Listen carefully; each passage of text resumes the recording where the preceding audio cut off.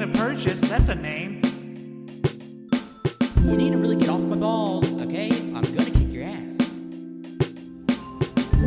Also, why was Michelangelo so stinky? Ew.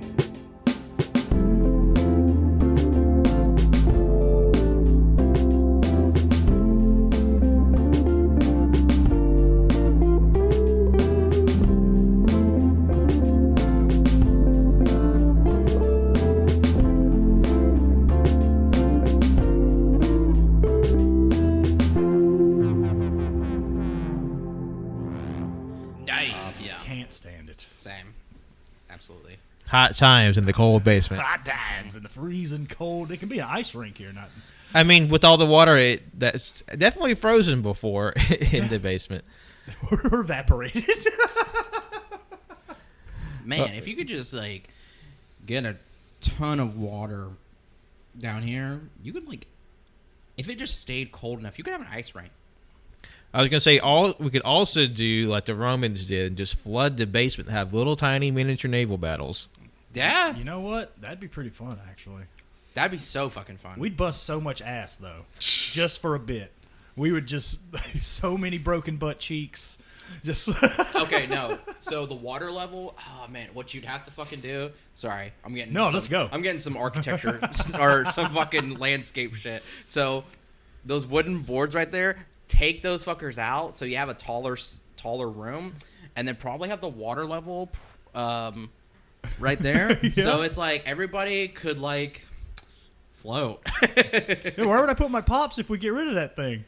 We have no room upstairs. No, we do it like on our way out when we're just like finally fucking tired of this place. Just have this place just like a pool, and then like when our landlord is like, "What the fuck?"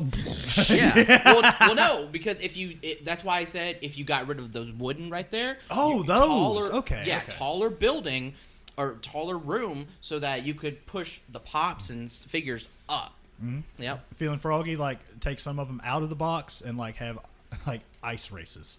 Just yeah, sure. Put money on them and shit. Yo.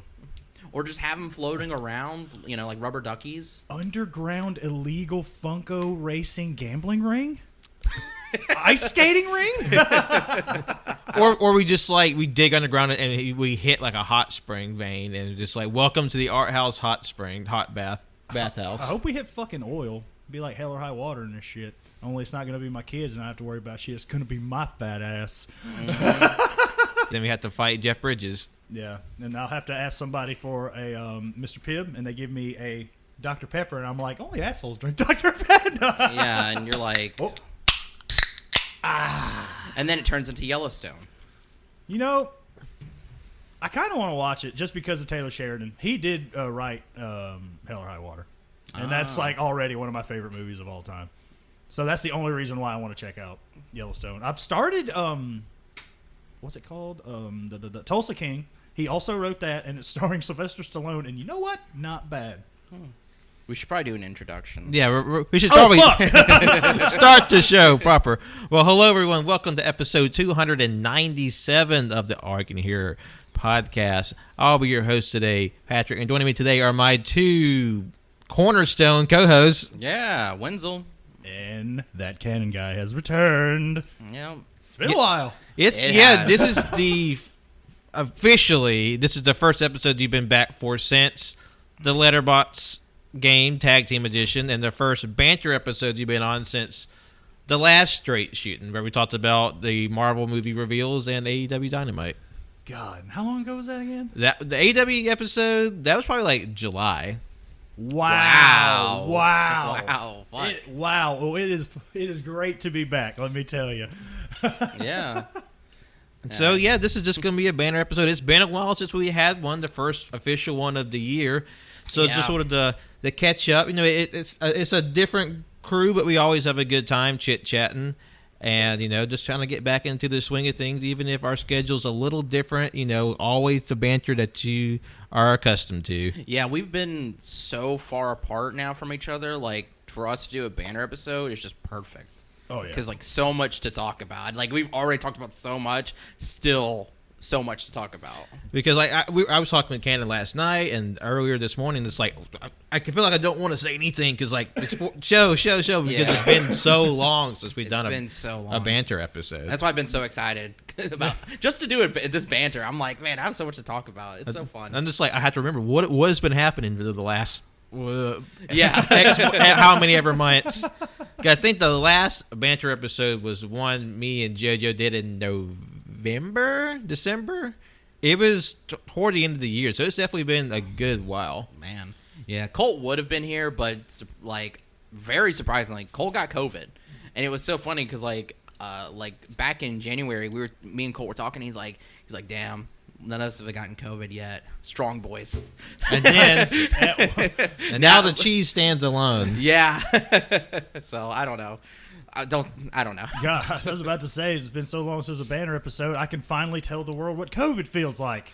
Yeah, I can too. Yeah, we both fucking got it. Like a pretty kind of back to back because I got COVID in the last couple weeks of December, and luckily, mine was very mild.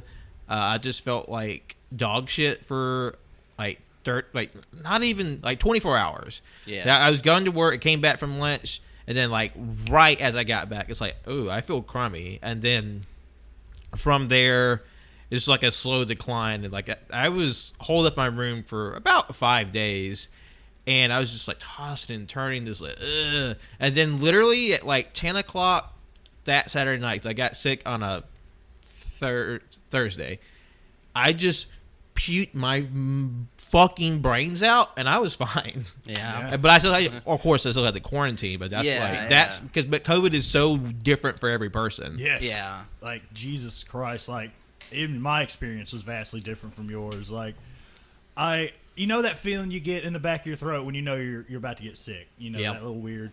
I started feeling that about, I think that, was it Saturday, I suppose? Friday or Saturday. And so I tested, and I wasn't feeling too bad at that point just yet, but I still wanted to test. And sure enough, I got those 2 dirty lines. Yeah, you're pregnant. And, oh, man, any minute. You're pregnant with a COVID ball. Oh, my God, with that weird, amoeba thing? We'll let the bumps poking out of your belly. Where's that Michael Bay movie? Anyway,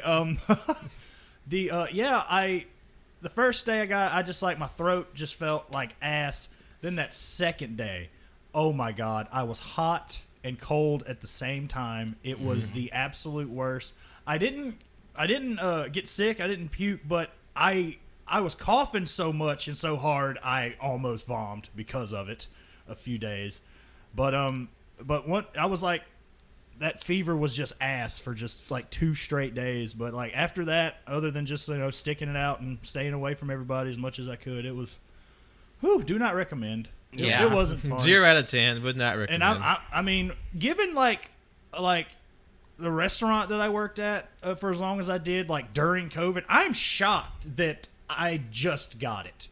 To be perfectly honest with you. I think I ended up getting it because about 2 weeks before, I was just on and off, half sick. Mm-hmm. And I think just my immune system was just so low. I mean, obviously I'm vaccinated, but then it just, I must have been around the wrong person or the wrong spot. And then it finally got me. And, obviously very grateful that all things considered, my COVID was very mild. Yeah, I mean, guys are vaccinated, so of course, it's just not going to be as rough as if you were not. So I'm glad it wasn't for you guys as well. And same thing with Cole.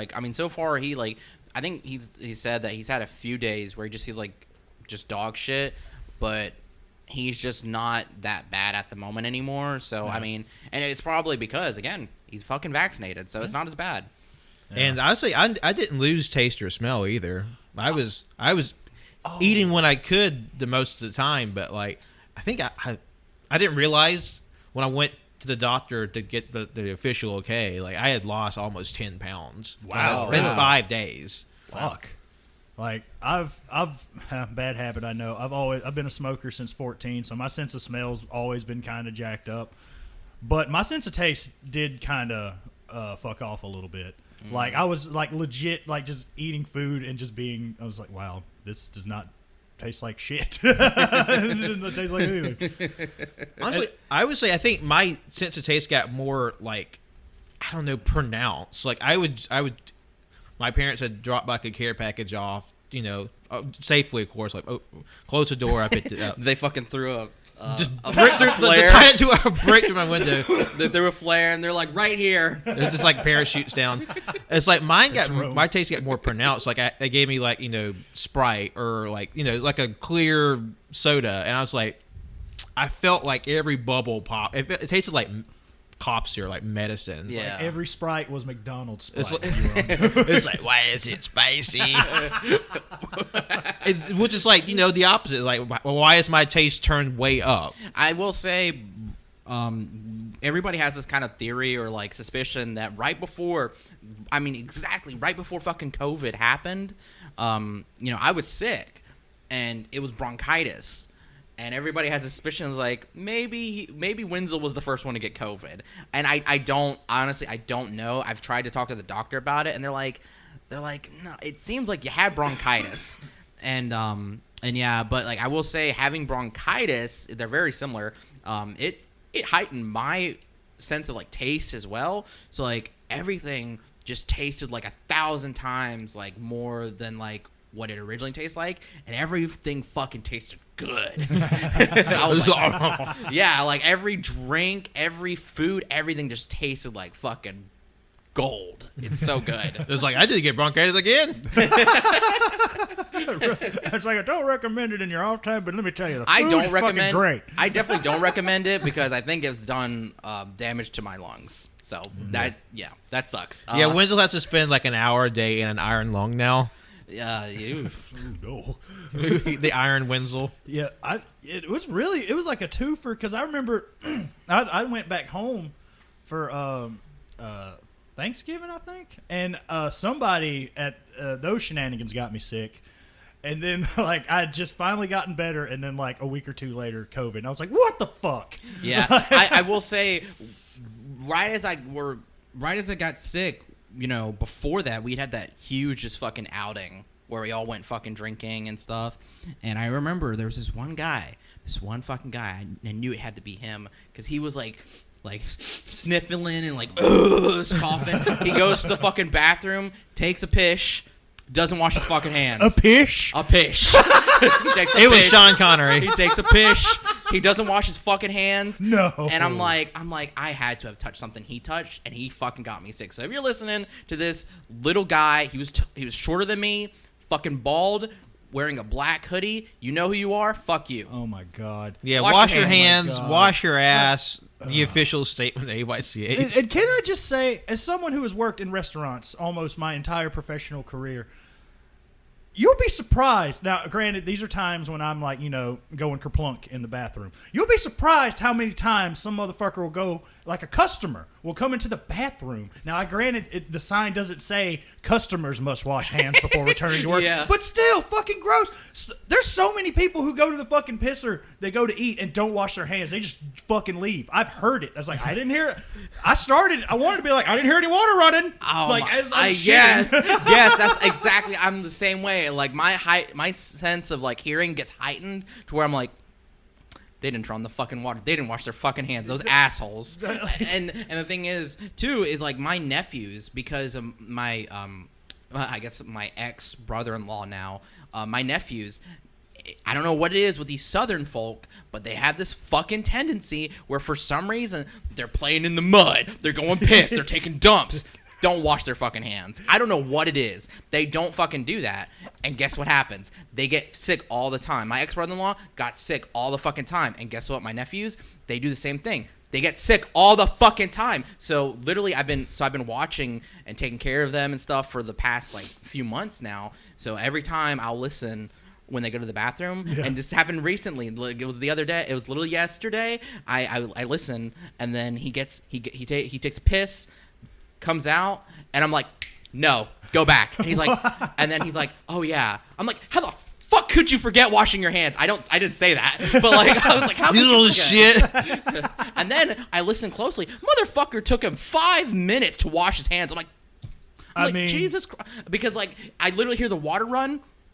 just running. And I'm like, he better not be faking. But then I hear like him like doing that. I'm like, it doesn't take you The dude was taking a shower in the sink. I'm like, it doesn't take you that fucking long. It's like he didn't know. It's like maybe 5 minutes is a good enough time to like fake it. I don't know. like he's prepping for surgery, you know. He comes out with like the arm length gloves. It's like, I'm ready to operate. I checked his hands to make sure he wasn't fucking faking. I mean, they're wet, so I was like, okay. Like he did wash his hands. Just that he just, you know, for somebody who's in the first grade, doesn't know how to fucking do it properly. Okay, fine. It's like, what are you doing? They don't teach you how to wash hands in first grade anymore. Oh my god. No. Common Core. Oh, yeah. Common Core. They not only do they teach you not how to do math, but they also teach you to piss on your hands. Yeah. Dirty hands while you're doing math wrong. It's stupid. Oh my god. Hand Okay, sanitizer. I watched a fucking video where I thought it was being legit, where the guy was like, all right, this is how you do 16 minus 9. I thought it was like a Common Core bullshit thing. It loops where like every time he's like, okay, 16 minus 9, you know, you take the number away, you take this away, and then you're back with 16 minus 9, and then it just keeps fucking going and going. He's doing a bit. It's so fucking funny. I stand by that bit. But anyway, anybody who's listening, if you don't wash your hands, watch the movie Contagion. Yeah. That is probably the most like accurate depiction of a pandemic slowly breaking out. I haven't seen that movie yet. It's really good. It's scary. Oh, Well, that kind of reminds me. Part of one of the things I've been doing lately is I have just a hyperfixation where I like to go into Dollar Generals and just look for like the most random rare movies that they have. Yeah. And I went digging around at this one in Northport, which is probably the biggest movie section that I've seen in a Dollar General. Anyhow, they had like a lot of like combo movies, like 2, 3, 4 combo movies, and one was like Contagion and what's the other pandemic movie? Quarantine. That's a remake of Wreck, right? Yeah, it is. And just like, what? What What fucking psycho would buy that 2-pack? I know, because the thing is that Contagion is not like it's. I guess you could say it's sci-fi, but like it's nothing like crazy, like oh fucking zombies or some shit. Like no, it's like a very like fictional but accurate depiction of like this is how a pandemic starts and like the progression of it, and then like it's really fucking good and it's really scary. Oh no, it's not. It wasn't Quarantine. It was Outbreak with the monkey. Oh, Outbreak. Okay. Still, I've actually seen that. It's been forever. But like yeah, like it's like the most just like severe, like traumatizing, like spooky, like virus story without getting into zombies. I was like. Obviously, I'm sure even talking about this is like a turn off for some people, just because like I'm trying to survive and not think about ooky spooky bugs. But yeah, but just on like what we've been up to, like I've been. Oh fuck, we need to talk about some things. Yeah, yeah. I will say like while we're talking about like COVID stuff, maybe I'll call this episode "Straight Shooting with Cannon, Down with the Sickness." Yeah. Oh my god. Oh my god! Oh, I can already see the fucking thumbnail in my head. I'm gonna come down here and just be like, okay. But one of the things I've been up to, I'm on my Dollar General Ware hunt, and I have a pretty good stat going now. I've basically been systematically going to all the Dollar Generals within the circle of our town and just finding a lot of stuff. Like I said, just obviously there's like a lot of recurring ones because like they get their movies from Mill Creek, like that DVD distributor. So there's obviously a lot of repeats, a lot of like random combo movies. Like those like AI just compiled like 3 or 4 random ass movies. Like a lot of Christian movies, a lot of prairie core movies. Like prairie core. I don't know what to call it, but it's just like it's old timey folks in the wilderness, and then just like it's like. What if people who loved Little House on the Prairie back in the day, it's like, what if we just brought that back? But I live in the fucking prairie. but just like in movie serials and just prairie dogs. Wild shit. I swear, if my mom had a DVD player, she'd probably have all of them. Yeah, my mom loves Life on the Prairie or whatever. I remember watching Little House on the Prairie as like a young kid. That's what it is. Yeah. I will say recently too, my mom just did a whole fucking rewatch of the series for some reason. And like the fucking Waltons too. I will. What was that thing on John Bob's face, or what was he called? The thing on the face. What? Like on the Waltons, like the there was like a teen-ish boy. He had like a big spot on his Oh, he had face. like a mole or something there? But it was like half his cheek. I don't know. Wasn't he the same guy in like the It, like the Tim Curry one? I think don't know. he was in that one. But I don't know. That sounds like the guy from iCarly. I You never seen iCarly? That's fair. I mean, I know of it. My grandmother kept children. That's my generation. Yeah. So I've seen it. I was just like, oh, the kids are watching this. There was a guy. He was like their. I think he was like their fucking landlord basically, and he had this big ass like wart. It was like a mole, but it was a wart, on his cheek. And I say wart because I think at some point they pop it. It's so disgusting. Yeah. I have to go on you on one of your Dollar General excursions, Pat. I will say, like, if you guys like did that sounds like a YouTube series. Just see like what you can find, because I found some good stuff. Like I found a metal case of Gremlins, the first movie. Really? Yeah. It was $5 Wait, you found a steel book of Gremlins for $5? Yep. Did you buy it? Yeah, of course. Oh, fuck yes. Of course I bought it. Cheap steel books are the best steel books. Absolutely. And oh man, there was that's also how I got Mother. Mother. Oh. And then An infamous movie in our house. And then rando combo was Cloverfield and the Dark City. Huh. Why? I mean, cool, but also why not another Cloverfield movie? Exactly, but no, it was Cloverfield and the Dark City. So I was like, I have to get that. Yeah. I do plan to do like a video of what I've gotten, but on the combo ones, I got a double pack of The Fury and Monument Men. Oh, okay. Which I saw The Fury last year before, love it. Probably one of my favorite World War II movies now. And the Monument Men, like I've heard pretty solid things about it. It's been so long since I watched it. I mean, I watched it with my dad, obviously, and I mean, we had a hoot and a half. He hog On Letterboxd, a hoot and a half out of 3. It's interesting. Basically, for those you don't know, it's this group of military folks who try to reclaim like art and artware and statues that were stolen by the Nazis. Yeah, Really? they basically go in and they try to smuggle it all out. Like I've heard like rumblings about this movie, but from people, but I've never seen anything about it. It's actually a lot of World War II movies. It's actually kind of based on a true story where there was an actual group of men who tried to smuggle art and stuff out of Nazi hands. And like, you know, the dying days of Nazi Germany. Yeah. Yeah, like in that portion, it is fascinating. Yeah, and also a lot of like Korean movies now. Yeah, I've been seeing at Dollar General. Like what? Like obviously no movies I've heard of, but just like a lot of like Korean drama movies and like action movies. And it's like, this is interesting. That's cool. I did get one. I forget what it's called, but it's basically kind of like a drama mystery on a train. And I was like, What's it called? But it looks interesting, and I have a pretty good stat going. I think there's just a couple more spots around town I haven't hit yet, but I think I'll have a nice little pile by the time it's all over. Out of all the Dollar Generals you've been to so far, which one do you think has the best selection? Yeah, that's definitely the obviously none of our local no one outside of our local listeners would get this, but it would be the Dollar General in Northport past the four-way intersection. Okay, I'm gonna have to hit that one up then. Like I said, it's just like a ton of movies. Are the Blu-rays easily accessible though? Yeah, because like they have like a big box of Blu-rays like up front. Like, because I don't know what it is with this trend of like Dollar Generals, making it hard to navigate their own aisles. They're already narrow enough as it is, but now they got those weird carts blocking the arteries of the store that like hold shit that's supposed to be on the shelves but hasn't been put up yet.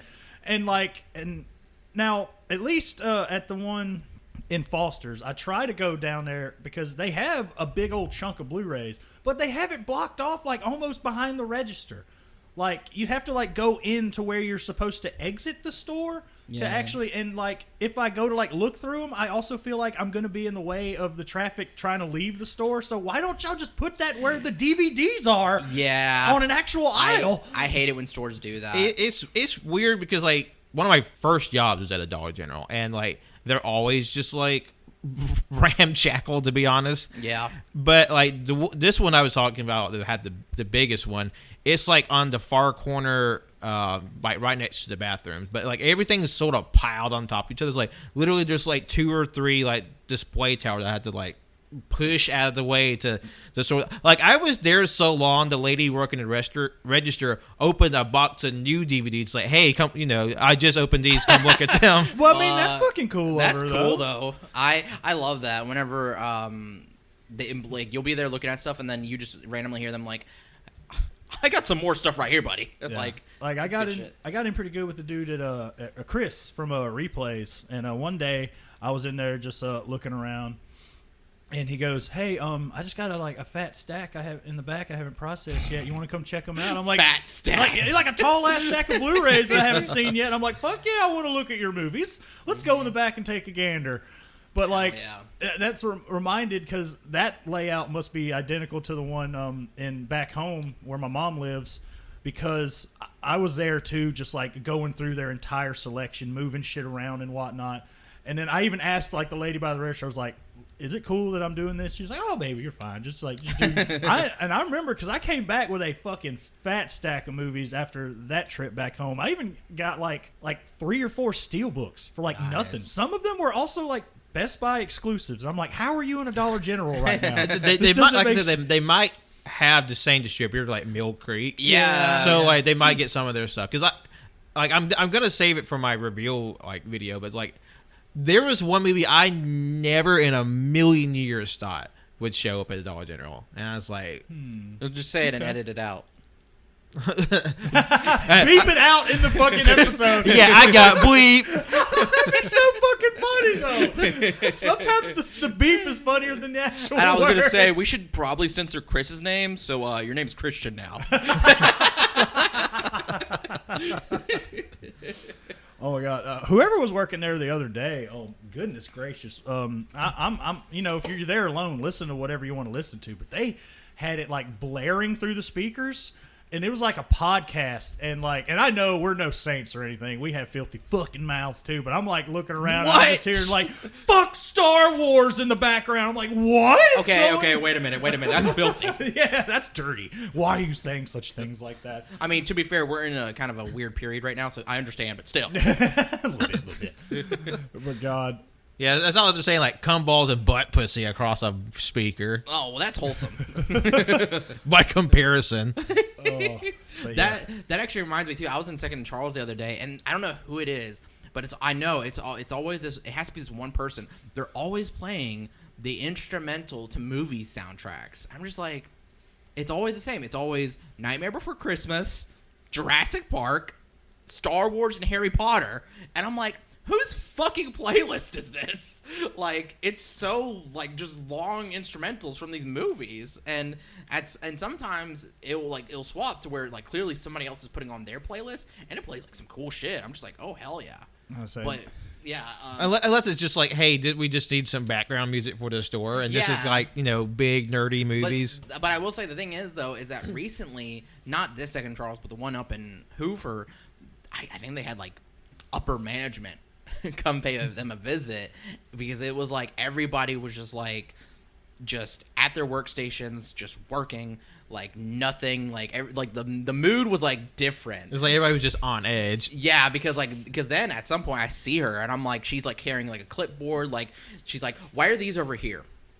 Maybe these should be over here. Like doing all this stuff. I'm just like, damn. I feel that. Like I know like what you guys are going through. Oh, I don't mean to be that person, but that clipboard might need to make an appearance at our local Second and Charles, because I don't know what's going on with the categorization of their movies.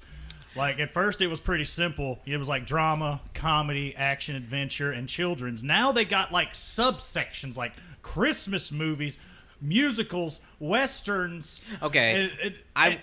Sorry, go ahead. No, all I'm saying is it's getting a little cramped in there. Like I even tried to look through the vinyl in there the other day, and you can't. Yeah. And isn't that like dangerous for the records to be that packed in that tight?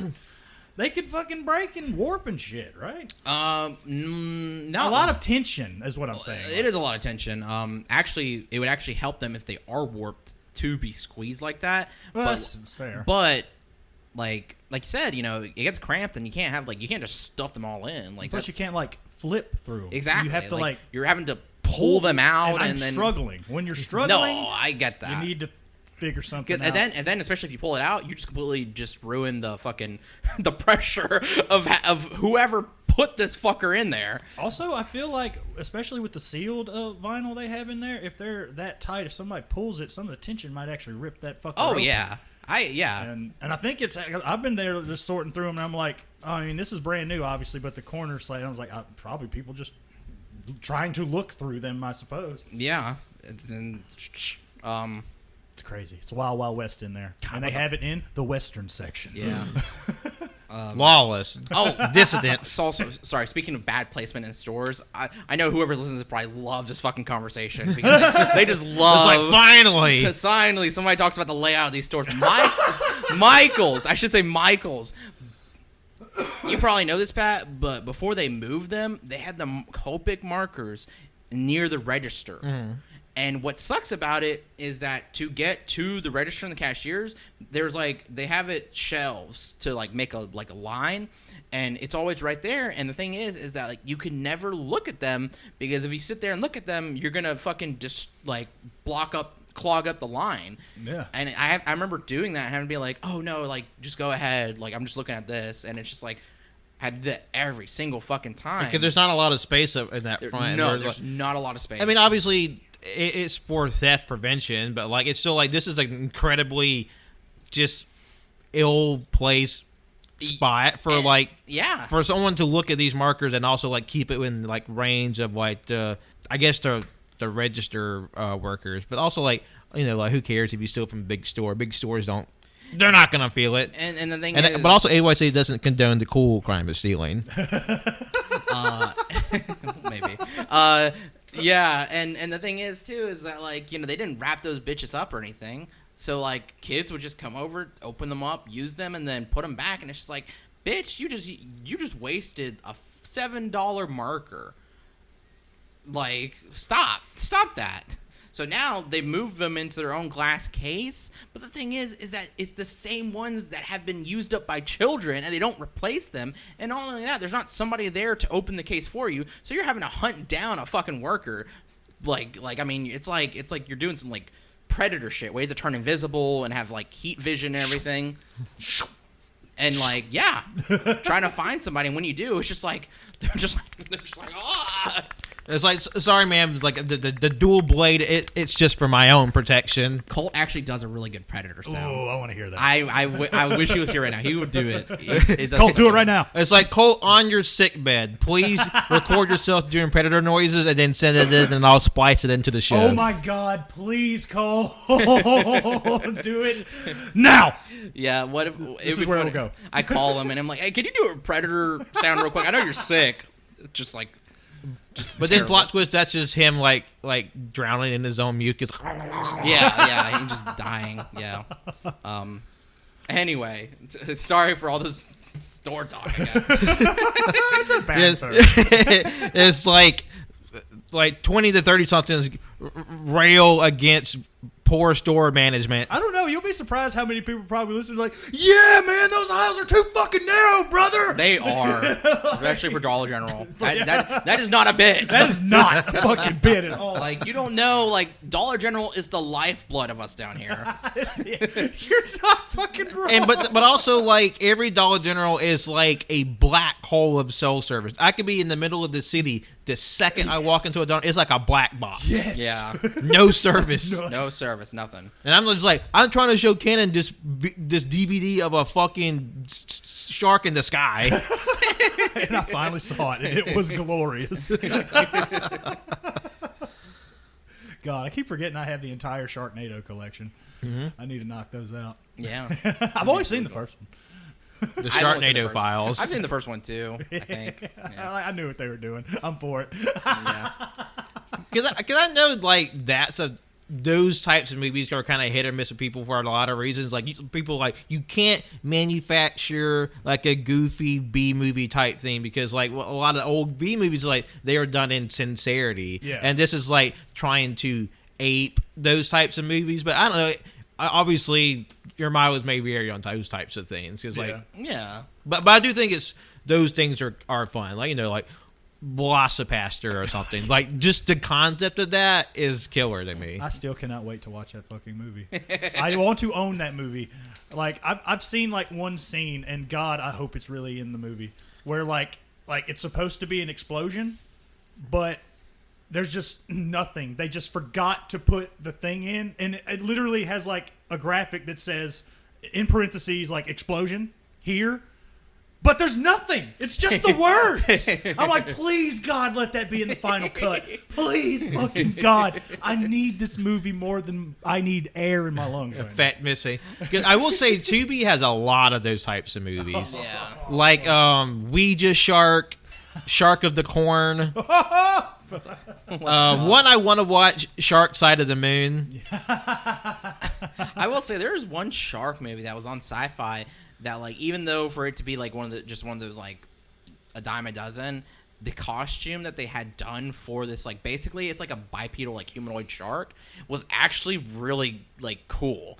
And I was like, what the fuck? I remember that from my childhood, and it probably might not look the same now because I don't have, child eyes, but I would love to just figure out what the fuck that was. But it was practical, right?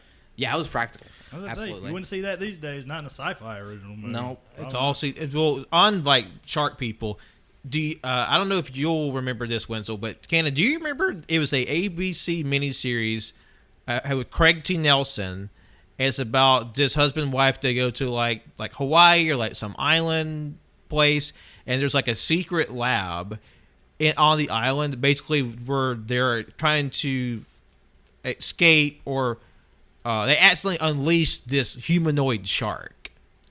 What? And it terrorizes them like throughout the course of this miniseries. Fuck. It came out in like the early 90s. Actually, that might be what I'm thinking of. I'm over here still trying to figure out who Craig T. Nelson is, Coach, got it. But I'm like, no, I've never heard of this. Because like there for a while, ABC was doing in the early 90s like a lot of like sci-fi horror type miniseries. Oh God, I keep forgetting he voices Mr. Incredible. That makes me happy. Oh God, that makes me so happy. I'm looking it up right now. I'm trying to. Oh fuck! It might actually be what I was thinking of. Wow, I have no recollection of this. But again, I may have said this on older episodes. Creature. It was called Creature. ABC miniseries from 1998. Oh my God, I just landed on it. Holy shit. God, this old picture of the movie of the show. It's like Craig T. Nelson, just like full hamburger meat, chest out. It was only like it was 2 episodes. It's like a mini series, but like I remember. Jesus Christ! I mean, in the right lighting, man, this suit's not bad. Like I kudos to that like this. I mean, I'm not gonna lie, this shot right here is kind of doing it for me. for Wenzel. Okay, hold on. I got my own pulled up.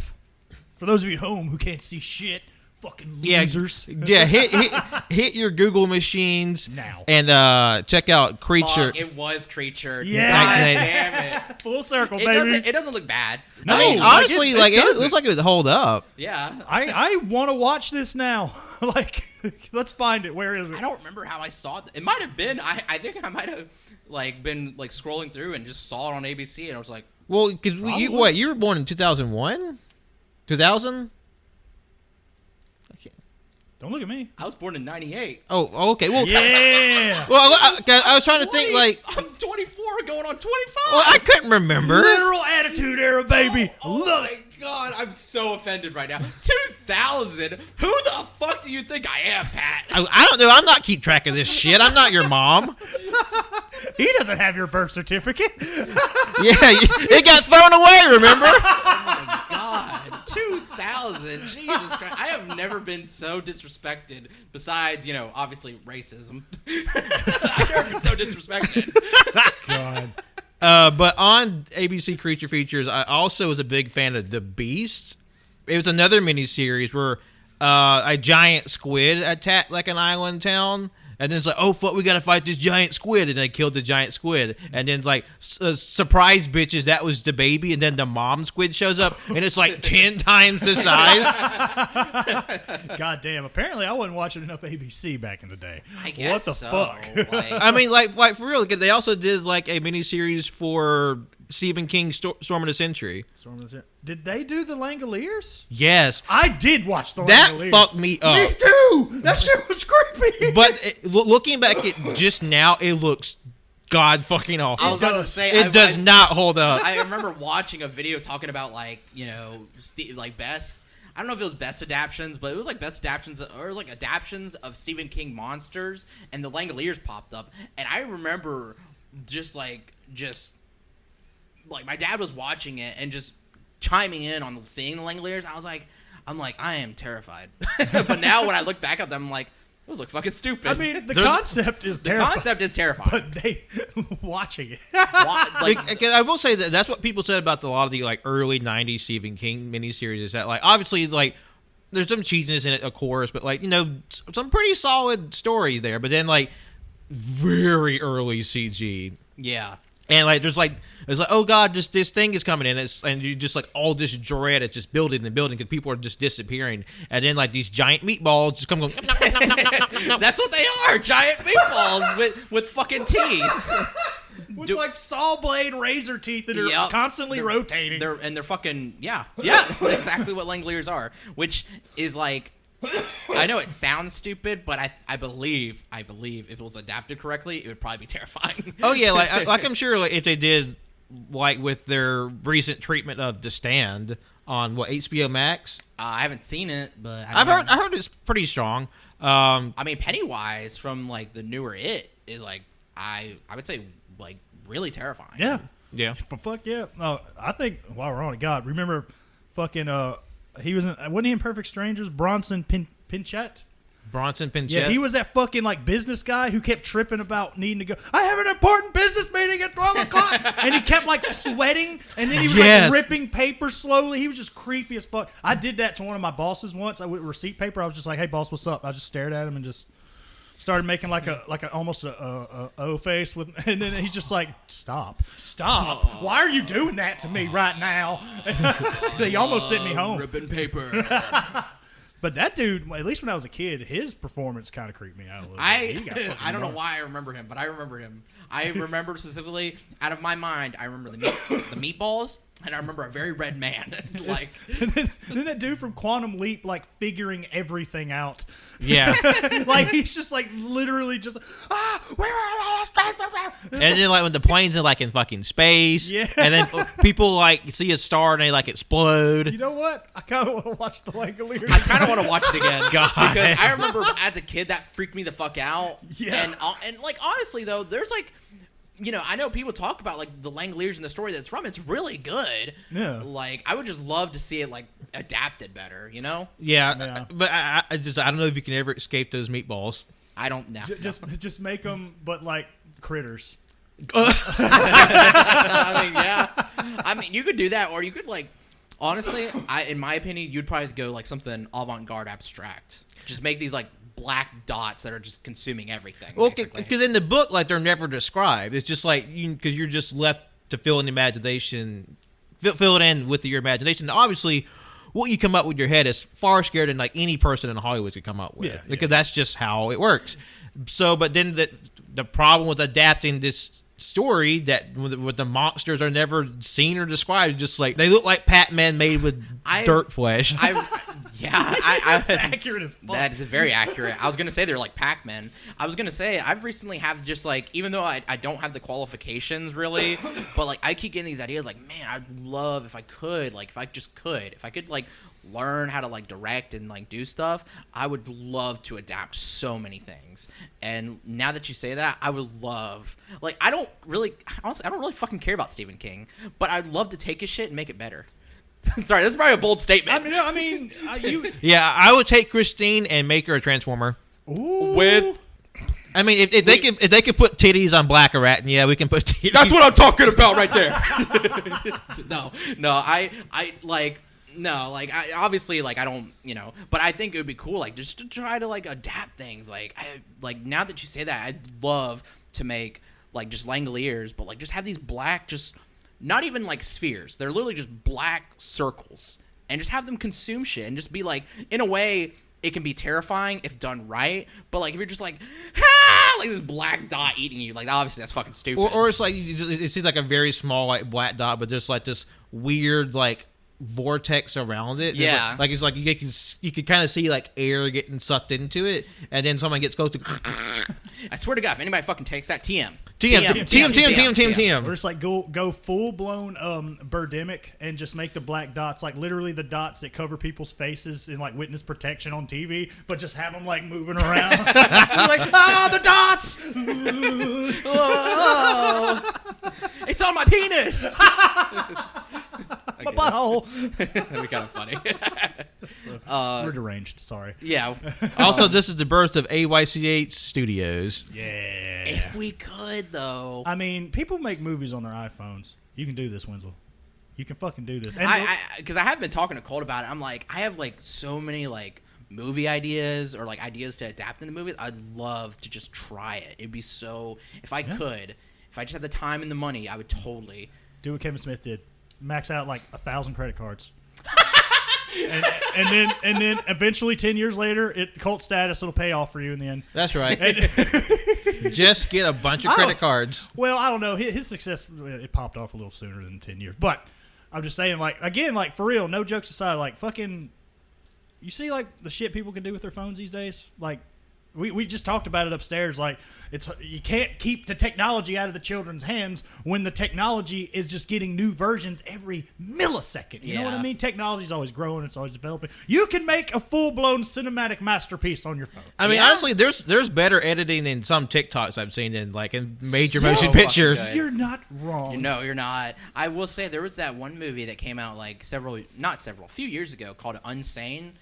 If you don't know, it's about a woman who goes to, or who is put forcibly into like a psychiatric ward, and because she keeps thinking that she's being followed by either her ex or a stalker. It's been 2018, I think I saw it, and it was all shot on iPhone, but it's really fucking good. It's really good. Okay, I want to see this now. I can't remember the person's name, but like the person who created the Backrooms. The Backrooms, yes. Like literally one of the most popular pieces of internet horror was made by a 17-year-old, and like just like stuff they had around. What is this? I've never heard of this. You never heard of the Backrooms? No. Okay, the Backrooms is basically like a really good like take or way to kind of show like the idea of liminal spaces. Basically places that are like eerily familiar, nostalgic, but eerily and kind of scary. And the Backrooms is basically like the backrooms of like an office space or whatever. But the thing is like you can't escape. It's just like, it's like an infinite like loop, basically. And basically, like if you've seen a picture of like just like a mundane room or space in like a building, but it has like fluorescent light, but there's nothing there, but for whatever reason it just makes you feel uncomfortable, like it's eerie, like that's the whole thing. It's just like these people are exploring these back rooms, and there's not a monster, there's not like a thing. It's just like these ever progressing series of rooms where you're just like slightly like put off, like something feels right and you don't know why. And then of course, like as they go further in, like it sort of expands, and like you get like little hints about what the nature of it is. But obviously, that kind of gets into like spoilers and like different interpretations of what it represents. Yeah. Okay. I will show you, because there's the Backrooms specifically.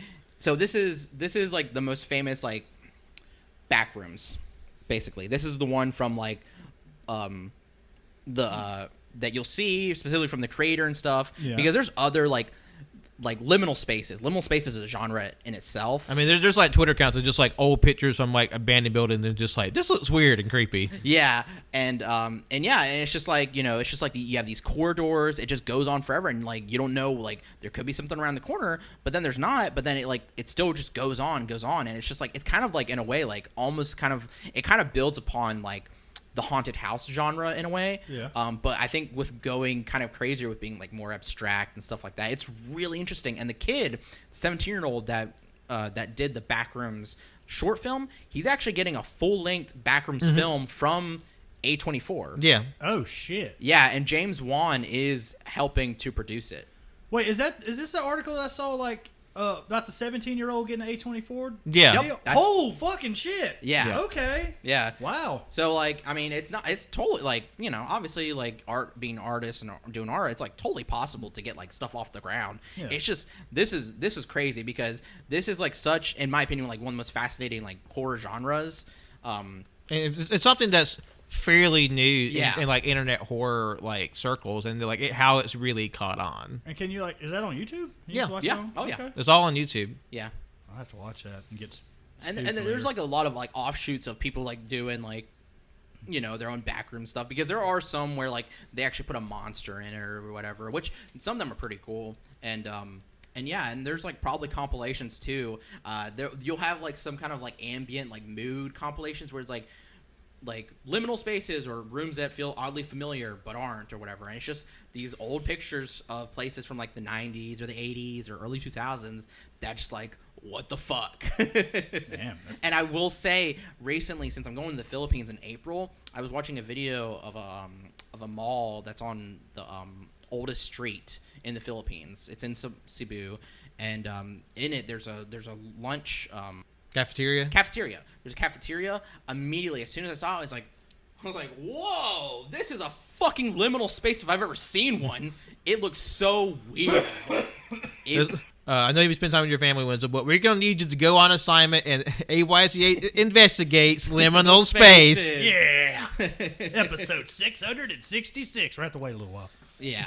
Just to make that one, And then we just get like a dirty package of white CDs, and then just like we never saw Wenzel again. We never saw Wenzel again. This is all we have left of him. So we decided to release, and he numbered this as episode 666. We are at episode 300. So this is from the future. Oh fuck! but it's actually date marked from the past. Yeah. See, crazy.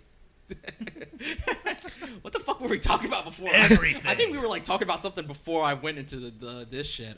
Yeah, we're talking about Dollar General and 1990s miniseries, and now we're talking about liminal spaces, which is like honestly none of the things I came to the table to talk about, but just what happened. I did not come to the table to talk about any of this, but we already just went.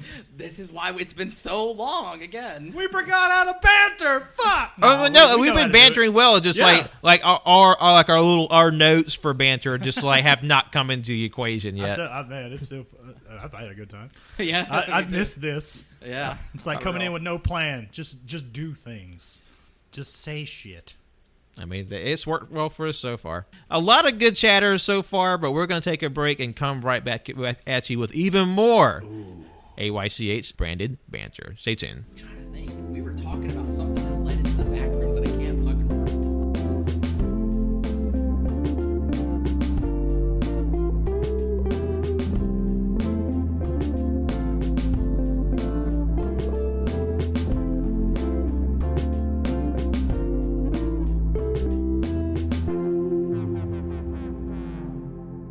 Welcome back, everyone. This is part 2, episode 297, and it's your 3 cool cat banner friends talking to you about banner things, and we got more to say. Yeah. Did you know that Pockies are called biscuit sticks? Yes, I knew that. I didn't. I love that, and I love saying biscuit sticks. Biscuit sticks. Yeah, especially when I put the extra oomph on it. Just biscuit sticks. This is obviously audio format, but the wind up to that looked like he was about to throw up. Yeah. That's exactly what it looked like. I'm like, that doesn't look good at all. Just like cheeks bursted with puke, just like biscuits. I ate too many Pockies. What can I say? I'm about to puke.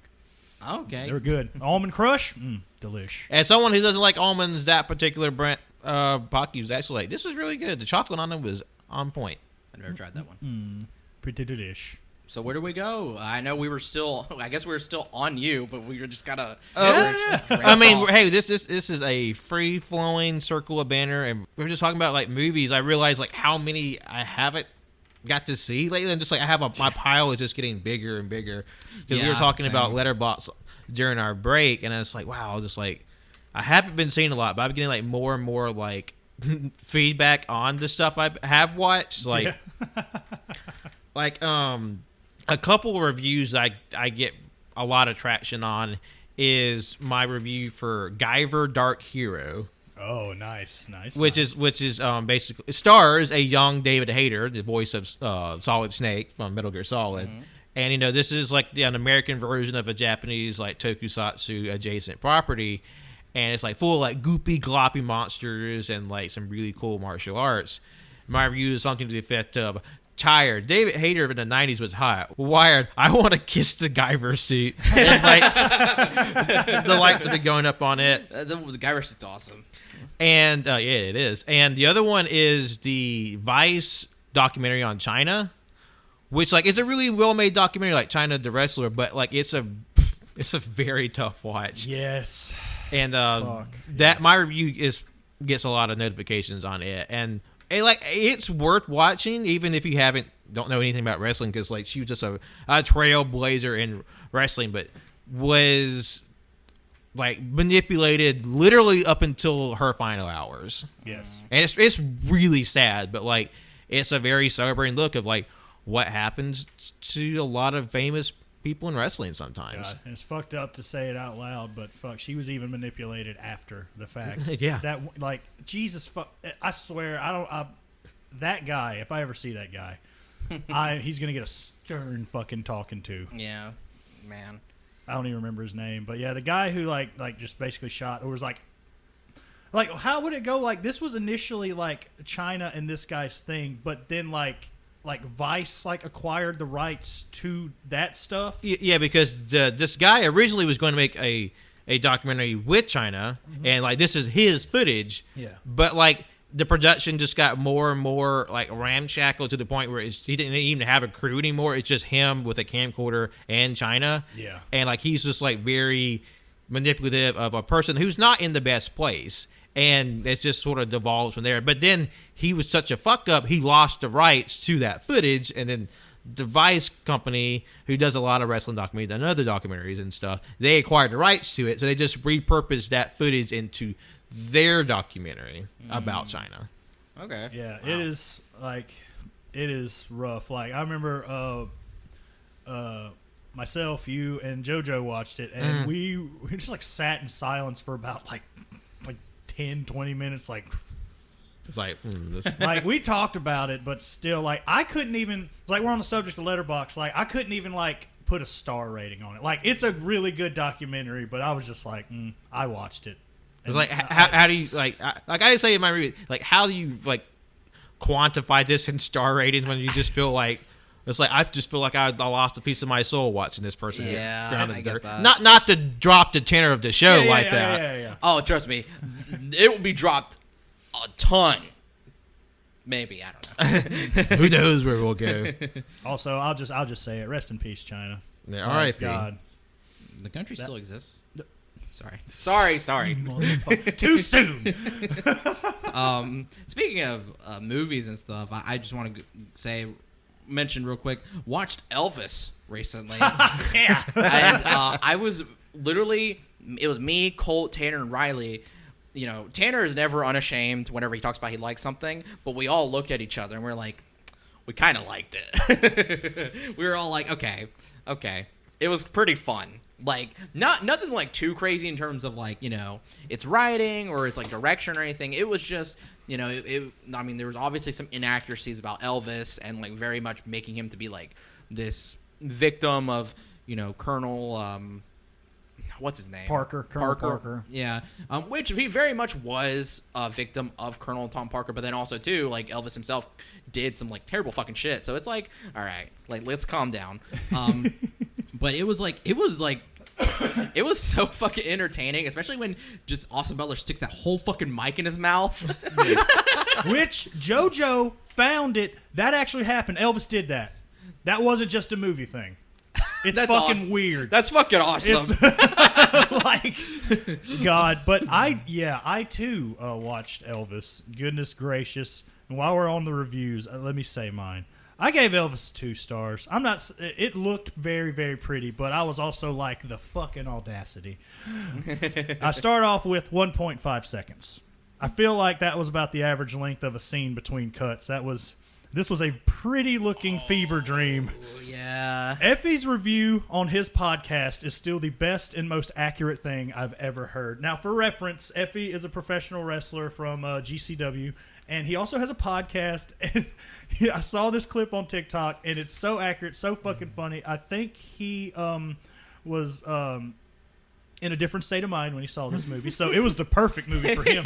But his friend was like freaking out the whole time because of spoilers for Elvis. I guess. Have you seen it, Pat?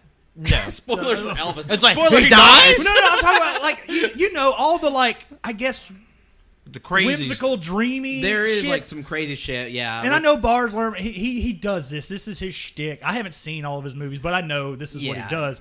But But like Effie says, his review is simply just like, oh my God. It's like the core of the movie is simply, all I want to do is sing gospel music and shake my wiener. Kind of. That's basically it. Like, I mean, if you know anything about Elvis's life, getting back to my roots, singing gospel, but shaking my cock. It's like, I'll give it. It has some cool like shots and everything. But and I also watched it with my dad, who is like one of the biggest fucking Elvis nerds I know. Yeah. And he's just fucking creaming himself over it. I'm laughing, and I think he thinks that I'm laughing because I'm just like legit enjoying having a fun fucking time. No, you're not. You're laughing at the movie. How butt fuck crazy it is kind of insane. It is a pretty fever dream. That's what it is. It is a gorgeous fever dream. I will say, like Baz Luhrmann, if we want to compare, like he definitely has a style. Yeah. And it's definitely like, okay, ostentatious, because he did Great Gatsby, right? Yeah, yes. he did. And there's nothing wrong with that, especially since it's a fun style. I mean, if we're talking like comparing to anybody, like Michael Bay has a style too. It's so fun. But I remember one review of somebody I follow. We follow on Letterboxd. They were like, because they also watch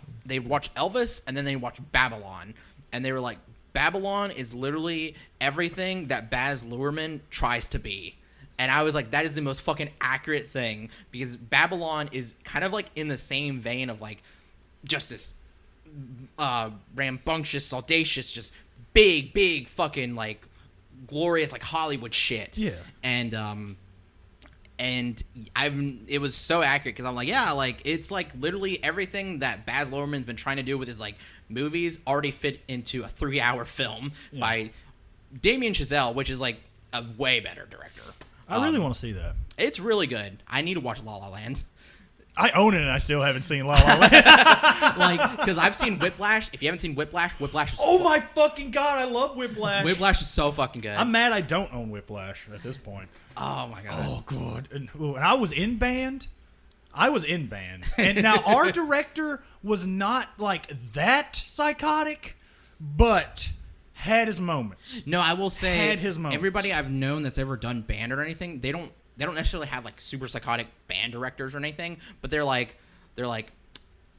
of shitty like that. Like, yeah, like, oh my God, yeah, it wasn't too. I mean, let's just say if one of my band directors was that bad, I would not be in band. And I wouldn't be in school because I would have been expelled for attacking my teacher. I imagine. Because I remember, like, my high school had a very infamous band director, and he was just like, literally everybody I knew was like, this dude is a fucking fascist. I know exactly what you're talking about, because I remember like everybody who was there for their time was the same way there. I was like, shit. And then the band director who came in there later around the time I was there was not any better from what I imagine. And then I think there's now another new band director who is actually a little better. I feel like it's a job requirement to be, if you're going to be a high school band director, just to be a raging monster. I don't understand it, because like the art teachers and stuff will be so sweet and so kind, and like, band and music's an art. No, they're just monsters. It's like band is just the military, but with music. I mean, yeah. You're not JROTC. You're not wrong, fucker. Like the band teacher and the JROTC teacher are the same person. Like here's like every other student then here is the other segments. It's like the crossover between band and JROTC. And sometimes you have fuckers who are in both. It's like, that is the ultimate monster right there. We need to stop them. Oh, wow. Why is that accurate? And how? Oh, our band. It's so accurate. Oh, it's very fucking accurate. Because you're pulling memories from my head. I'm like, dude, I remember trauma, like worms out of a ground. JROTC who were in band and they fucking suck. Oh man, there's one whiplash instance from my band. Like our high school band, at least from when I was there, from like I was in band from 6th grade to senior year. I was there the whole time. So of course we were a marching band that included marching competitions. And as long as I'll just call him Dr. D here. I won't drop his full name, but he, as the head band director of our high school, that place was covered in gold, medals, trophies, fucking everything. There was a method to the man's madness. And God, we were worked like the fucking military. I'm talking band camp, not like fucking American Pie. Not at fucking all.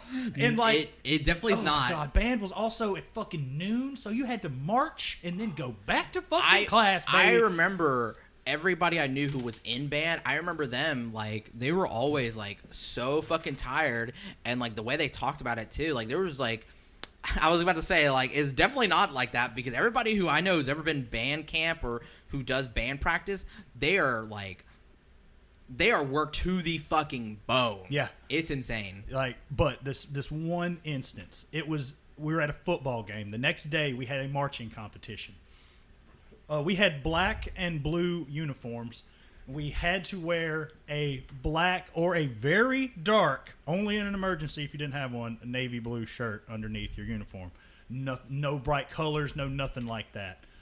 We get done doing the show, and then Dr. D gets on the megaphone and goes, all right, it's like, all right, y'all, as y'all know, we have a marching competition tomorrow. This isn't for just a show. This is for actual awards and stuff, okay? So we have to be tip-top ready to go. Now, before tomorrow's show, I have to ask, what color shirt do you wear under your uniform? And we all fucking scream black.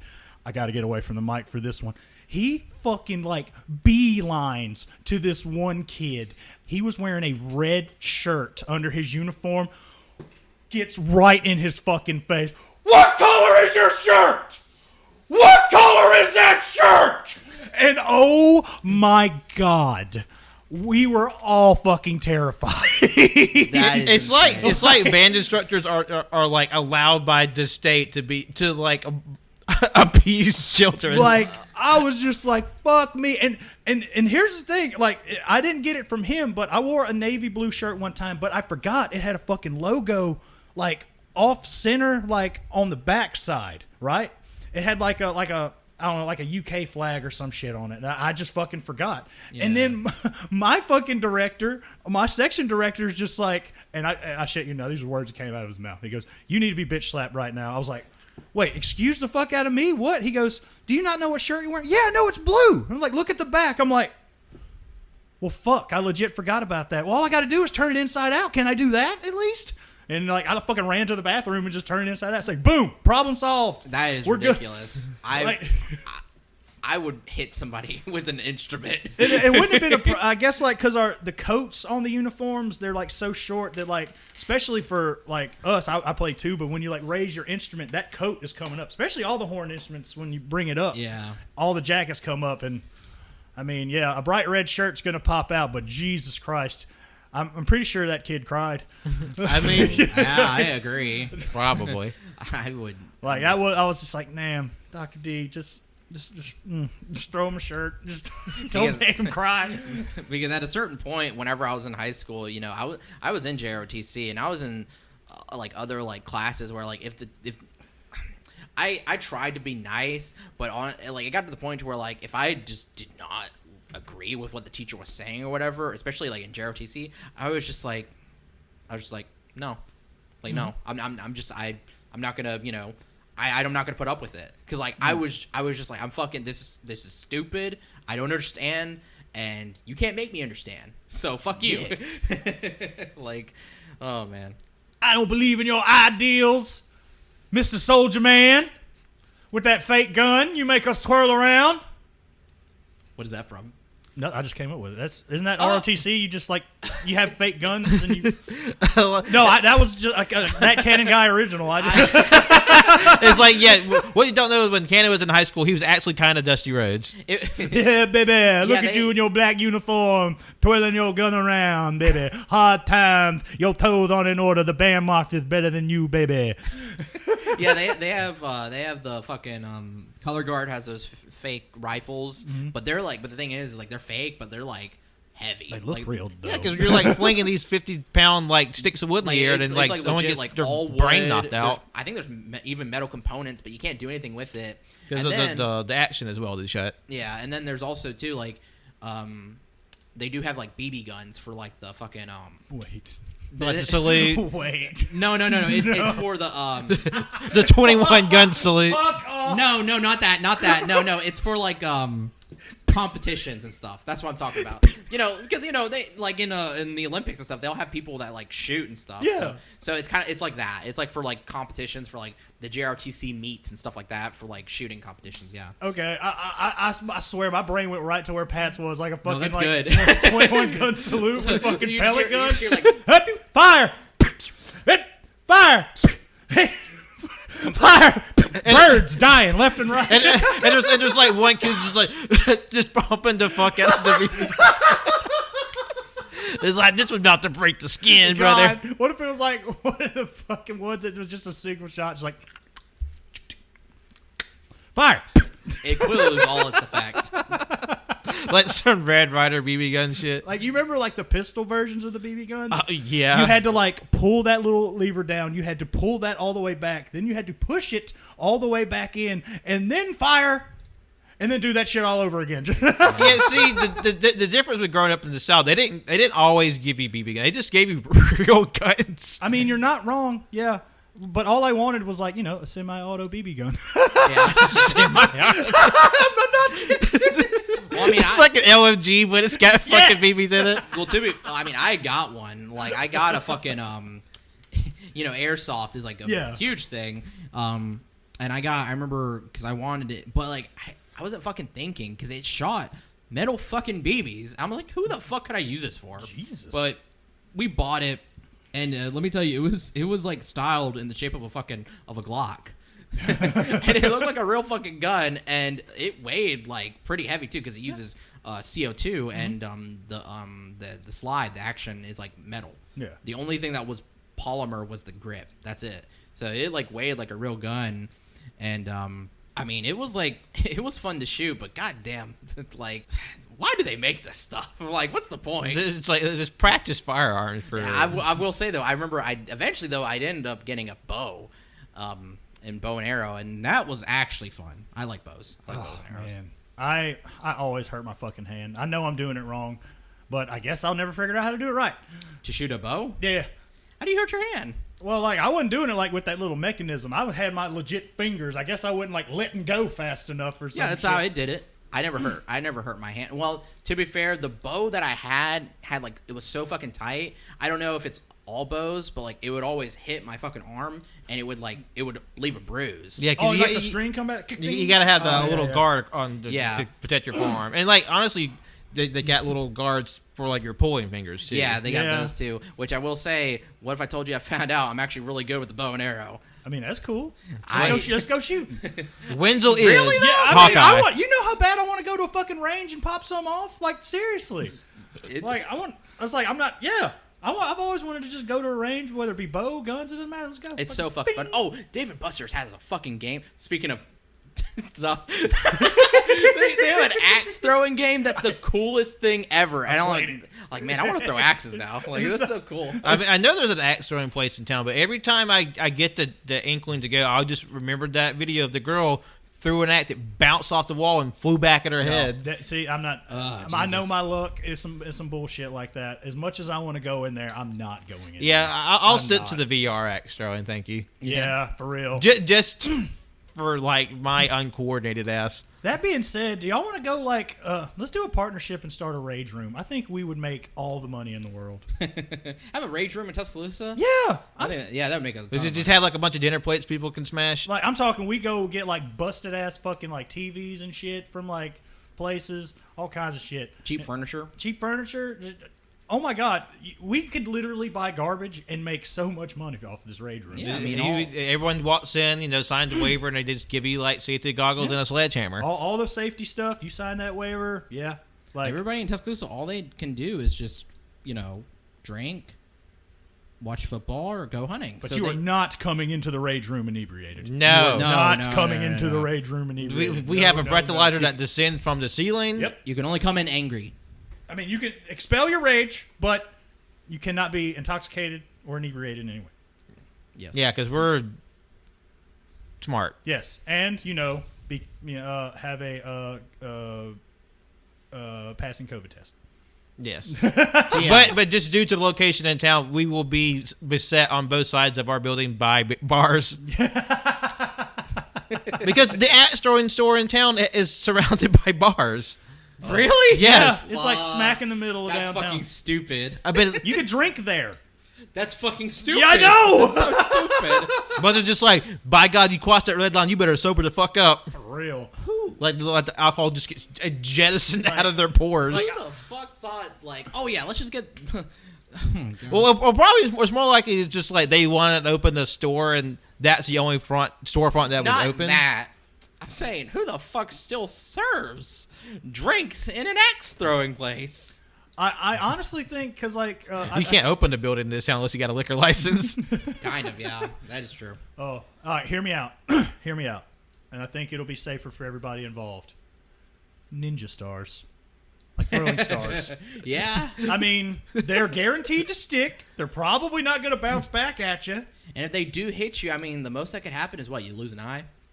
Yeah, I mean, you can lose a whole face with an axe coming back at you. Yeah. I've never seen that clip, or but, death. but literally that is the reason why I will not go in there. I'm scared that it's going to hit like the fucking dull side and come smack back at me somehow. And it just doesn't make any fucking sense for physics. Like, if I'm throwing it really hard, it should fucking go through. It shouldn't be bouncing back. It does, and I always just about shit my pants every time. But but honestly, I like the idea. TM. AYCH open Shuriken Studios, where you just fling ninja stars and kunai knives at the wall. You just lean into it, and somehow JoJo's already the top player on the wall. But somehow more of their stars have hit other parts of the building. It's like people just think that the random ninja stars on the wall is just decoration. No. Those are just the missed shots. Man, we got some good ideas brewing here. Yeah. We can fill some pockets soon. I mean, we just lean into the weeb crowd. Going back to movie talk, though, I should mention I also once before we watched Elvis, we watched. Yeah, we got from Elvis to this. I know. I watched Triangle of Sadness, 2022's Triangle of Sadness, and it was so fucking good. But what was crazy though is so we were sitting there.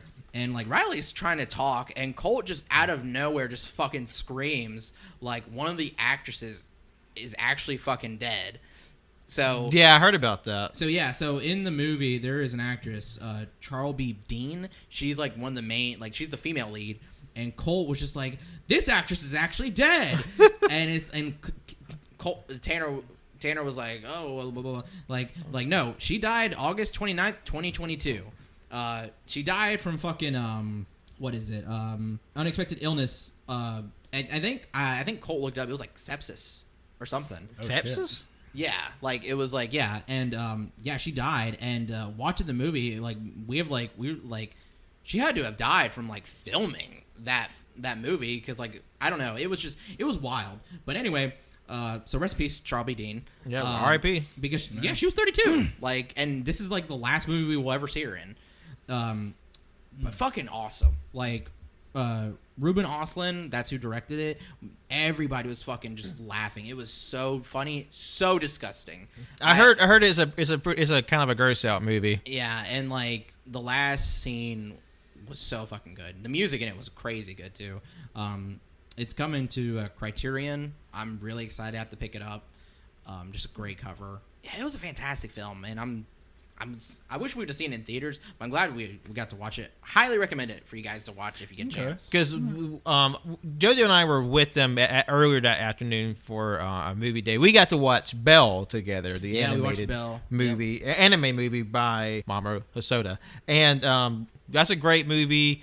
Basically, in the near future in Japan, there's like this super in-depth VR internet world where people can like create profiles and just live in this virtual world. And this very shy girl like assumes this new identity, and since she's like a tremendously skilled singer, and she instantly becomes like this, worldwide phenomenon. But like no one knows who she is. They just know like she's this mysterious singer. They don't know her personal name. Yeah. And it just sort of deals with like her personal life, her virtual life, and like this embroiling mystery with like this bestial inhabitant of this sort of virtual reality world, and they're like coming together. It's basically Beauty and the Beast, but in the Matrix. It's a retelling of Beauty and the Beast with like some really like, I would say even more darker themes, because it takes like a really dark turn towards the middle and like end of the film. It's really good. It was actually one of the animated films that I can't remember what film festival, but it got like a standing like ovation of people just standing up and clapping. And the music, the original music in it's good too. Yeah, the director, most of his stuff explores like virtual reality and sci-fi like concepts and stuff. Like he did the first Digimon movie. He did Summer Wars. Like there's like a very similar like train or theme with his movies, and those are like some of his most famous ones. Yeah, and this was really good in my opinion. Well, that might have to be bumped up to the top of the list, because I was trying to make a master list of all the movies I own that haven't seen, and that's one of them. Yeah, I know, because I remember Pat telling us you got the Steelbook. I bought the Steelbook too, because it was so good, and I was like, I don't want to miss out on this, because everywhere I saw it was just sold out. I'm like, fuck, I need to get it. So I got the Target one. Hell yeah, that's where I got. Well, It was a Target exclusive. Shit, yeah. Yeah, it was a Target exclusive. Yeah, I really recommend it. It was so good. And then Triangle Sadness, for anybody wondering, it follows two models. Who are they played by? I said earlier, Charlie B. Dean and Harris Dickinson. They play Carl and Yaya, and they go onto this yacht to spend like this whole like luxury cruise. And then amongst these like super rich passengers and stuff, and kind of like exploring them and everything, and then it kind of takes like a turn for the worse, because the yacht ends up crashing, and they get stranded on an island, and it's really funny and really good. I'll say that. There's a very good scene from the very beginning of the film with our main male character, who is like, they're like, it's for models and stuff, and they're like, oh, well, how will you pose for like Balenciaga? It's like super serious, H&M, and then it's really good. Look it up. Okay. But yeah, I recommend checking that out. Hell yeah. Also, too, saw in fucking Infinity Pool earlier. Oh yeah, in January with Colt. Yeah, first few like, I don't want to say 5 minutes. We get piss and we get cum. It's not a bit. And also, Alexander Skarsgård on a doggy leash. Yeah, and watching too the movie, it's like, well, now that makes sense. So yeah, I recommend Infinity Pool as well. Hell yeah, I'm slightly curious about that one. Hell, I own X and Pearl. Still haven't watched either of those, starring Mia Goth. Yeah, and Infinity Pool's by Brandon Cronenberg, the son. So like, it has all that Cronenberg delight. Yeah. I will say, like, David Cronenberg and Brandon Cronenberg, both of them have their own styles. Even though it's like the same with like practical effects of like body horror, it's different. Like, yeah, they're both fucked up. Yeah, David Cronenberg is more like internal, like stuff erupting, like more like that kind of body horror, and then with Brandon, it's more like violence against the body. Like if because I know Wenzel likes it. Have you seen Possessor? I have not seen Possessor. Possessor is good. It's intense. It's really intense. I like Possessor more than Infinity Pool. As for me, I haven't got to see as many movies I liked, as I said earlier.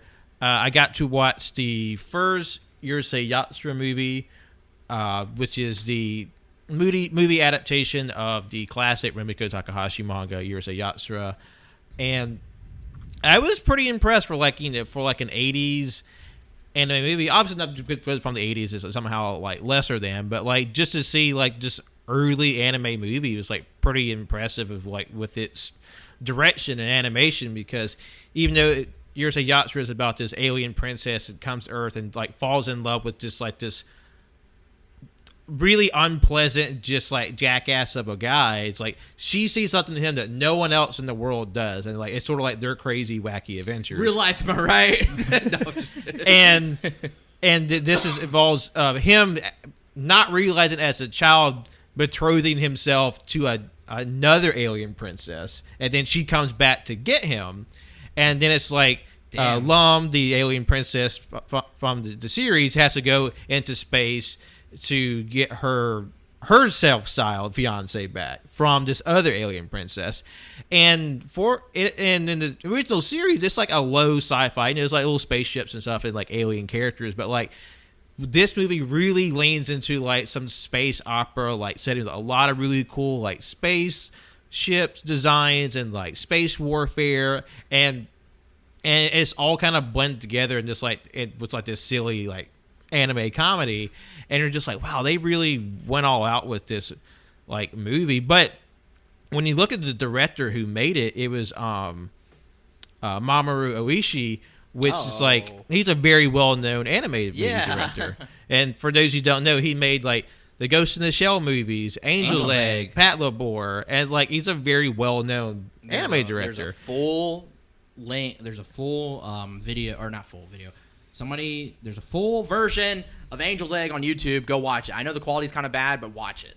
Like for free. And Mamoru Oshii, he also did the second AYCH Xtra movie, which is considered by most fans to be the best movie, but also it's the most divergent from the source material. But so I know Rumiko Takahashi, she said she's not as much of a fan of that one because it's so divergent, but like most like viewers and fans of the series, they really like, just because like the animation quality is just so superlative in the movie. So there are 6 AYCH Xtra movies, so I plan to sort of make my way through them in time. Rewatch Wakanda Forever. My boyfriend and I, we watched that together. It was his first time seeing it. Oh, wow. But the funny thing was, he kept asking me what would happen in the movie. It's like, baby, who dies? Baby, who does this? It's like, but if you just wait 10 more minutes, you'll find out for yourself. And it was really good. It's fun to rewatch that. And I said it the first time, as nice as the movie looks, I just wish the underwater parts in Talokan and like Namor's hometown, it's like, I wish it was brighter. It's so dark I can't see anything. Yeah, I don't know what's the approach to that, because like every time for like filming like underwater like cities or whatever, they really want to keep to like the fact that it's underwater. It's not like regular like surface, but like because it's so deep underwater, they're like, we just gotta keep it super fucking dark. Yeah, it's more rules of like the dude built a sun for his people, and then like it's still dark as fuck. He brought the sun to Talokan, like, okay, turn the fucking light on, my man. Like, what? Absolutely. And I mean, what else can I say? Is I get it, you're underwater, but also like this is fucking fake. Yeah. I mean, there's literally a Aztec Mayan dude with wings on his feet. You can turn on a few more light bulbs in this underwater city. Well, I mean, come on. That could happen. Well, it's like people are showing like clips from the new Ant-Man movie, and it's just like you see regular pictures without the color graded. Hey, that looks fine. And then you show like the other clips, and it's like, why is it like 3 times darker for no reason? I'm actually excited for the Ant-Man. We were obviously gonna watch it for its premiere, but Colt got sick. But I'm excited. I want to see Kang. I want to see what's going on. I want to see it too. And like I've already like heard theories about like what's going on, like, and I'm just like, God damn, I need to see it. And because I keep seeing also like these little creatures and characters from the movie, that I'm just like, I need to fucking see that. Oh, speaking of creatures and characters, I have y'all been seeing that one out of context picture of MODOK that's supposedly in the movie? Yes. Yeah. But the thing is, like, obviously I haven't seen it, so I wasn't sure if it was real, because what I know of the movie already, that dude's head that's just a dude, bald-headed dad dude with like itty-bitty arms and legs poking out, that's not the actor who's playing MODOK in the movie. Like, spoiler, this is in the most recent trailer. MODOK in the movie is Yellow Jacket from the first movie. Yeah, that's what I've heard, and I'm just like, huh. So, like, he survived, but, like, the very, like, gawky-looking MODOK from that that picture that's going around, that's not Corey Stoll. That's just another guy. I mean, I know this is, like, multiverse shit, so I don't know if that's just a different MODOK. But plus, the MODOK in the movie is supposed to be, like, Corey Stoll's head on, like, a projected, like, TV screen or something. So, like, it's a very different one. So, I don't know if that's just a different character or a different MODOK, but just like... It has to be, because do you remember what happens to Yellow Jacket at the end of Ant-Man? He gets sucked into a hole, like... Well, yeah, like, he gets, like compressed and stuff. So, like... So, like, whenever he, like, gets all compressed and stuff, it kind of makes sense that he's this big head and these little arms. But at the same time, like... I know what Corey Stoll is like, that's not him. Yeah, that does not look like him at all. But, like, to be fair, I'm like... Do we have to do it that way? I mean, I get it. Like, MODOK's already a really weird-looking character, so, like, I don't know how you can do that character and not make him, like, weird or silly-looking, but also, like, it's kind of low-key ugly erasure, because, like, that picture is just a fucking dude. It's not, like, all, like gnarled up. Yeah, like, MODOK's always had, like, kind of, like pronounced features, like... Almost like distinct lines, almost kind of like Thanos, but not exactly. You know what I mean? No, he is a very, like... He's a square-headed individual. He's not like this is clearly, like you said, a guy projected to be very large onto a body. And it's just like, it's just a dude with a big head. Like, that's it. And it's different from that concept art that went around, too. It kind of looked like a Shin Megami Tensei character. He looked like a fucking robot, which is like... Which I know people were saying that sucked, but I mean, it's better than whatever... It's like MODOK in an Iron Man suit almost. Basically, yeah.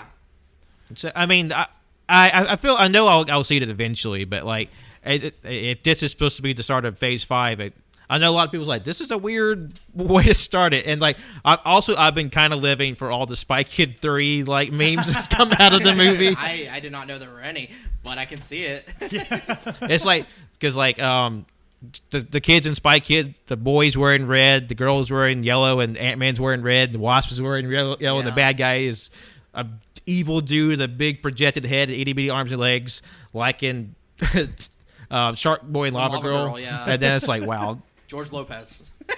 George Lopez. That was George Lopez. That reminds me, too, speaking of that, I didn't know, like, I knew that they got a different actress, but it's so fucking weird because in Endgame, you know, they had the actress who played Ant-Man's daughter aged up, and then they got a new actress, which is who now plays his daughter now. But the thing is what I think is really shitty and crazy is that the girl who plays his daughter in Endgame did not know that she was being recasted literally until the movie came out or whatever, where it was just like, they were like, oh yeah, you're not going to play her anymore. Like, did not know, like, found out through Twitter. That's how she fucking found out. That's usually how it happens. And it was just like, what the fuck? That's absolutely shitty.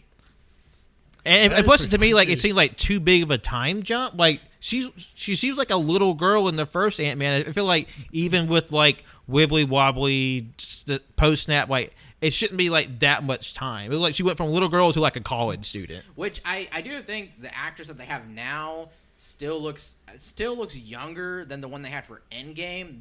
Like, they should have either like got her originally or just doubled down, because I do think that like the woman or the girl who they got playing Endgame was like, they could have like done a very heartfelt emotional job with her.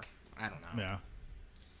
Yeah, I was about to say, like, what the time for the blip? What was that? 5 years? Yeah. Isn't that 5? Okay. And then how much time is passed on top of that, because it's moving in real world time. Like, it's still. I don't know. The fucking MCU timeline doesn't make any goddamn sense. Don't ask me to explain it. And so, like, I'm not gonna try to. Here we go. So, 6-hour video explaining MCU. No, God, in no. the beginning of the universe, there were 6 stones. Yeah, and then Blade. First, we got to go all the way to the beginning. Blade came out, and it was a smashing success. And then the X-Men. Yeah. And then now there's going to be new Blade, and it's not going to be bloody enough. Not gonna be bloody enough. And apparently, it's gonna suck balls because Stephen fucking Dorff's not in it.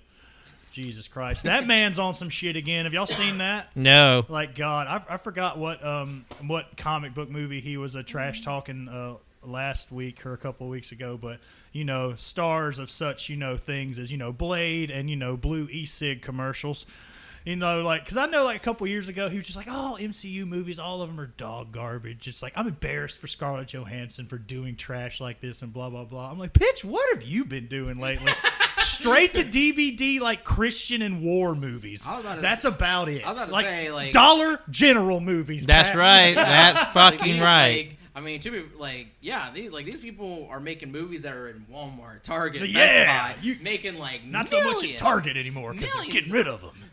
Zoe Saldana has made like billions, has had to have made billions of dollars because literally she's in $2 billion worth movies. Because she's in 2 of the highest grossing films of all time. She's in Avatar and Guardians of the Galaxy, and then that also.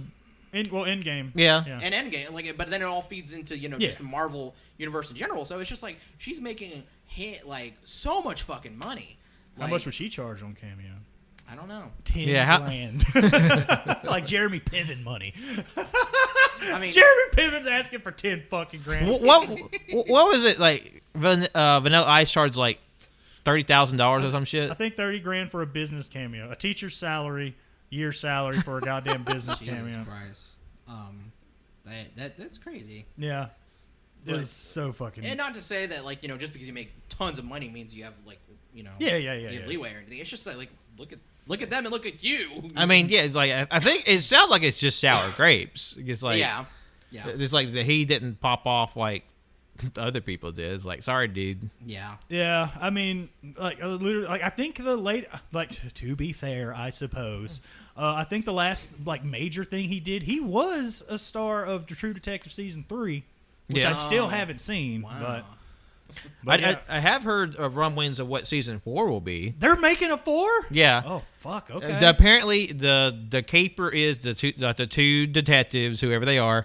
They go up to, like Alaska somewhere, and they're basically getting into like the disappearances around the research station set in the Arctic Circle. Okay. Oh, cool. Yeah. I will say I've always wanted to watch the first season, just because Woody Harrelson, Matthew McConaughey, but then also too it utilizes the fucking the King in Yellow. Yeah. Like I'm kind of curious. Wenzel, that show is fantastic. You throw back to early day art house when we started. Yeah, we started that show about 2 years ago now. Still haven't finished.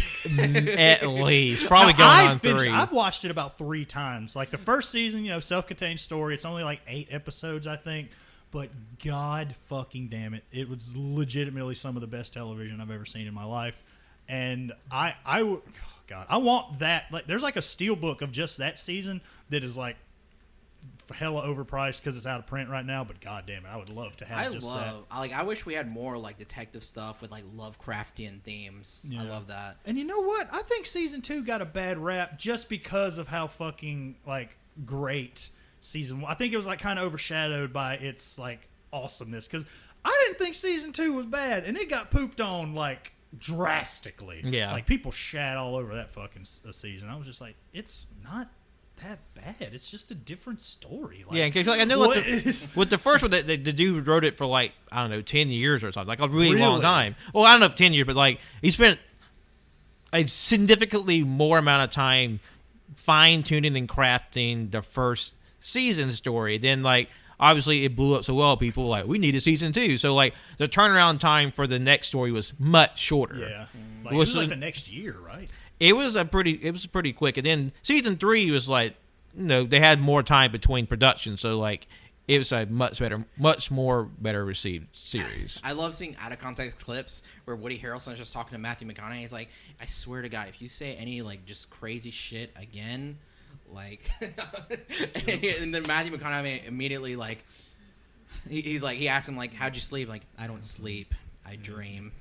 Stop talking about like you're living in some person's memory of a town. It's like, I'm just sick of your weird. Just stop saying weird shit. Okay? I love that. Like their dynamic. I live for their fucking shit in that show. I'm very curious because I think Matthew McConaughey and Woody Harrelson are two great actors, and especially for the roles that they're playing, I'm very fascinated by that. Yeah. The car is a place of quiet reflection. God.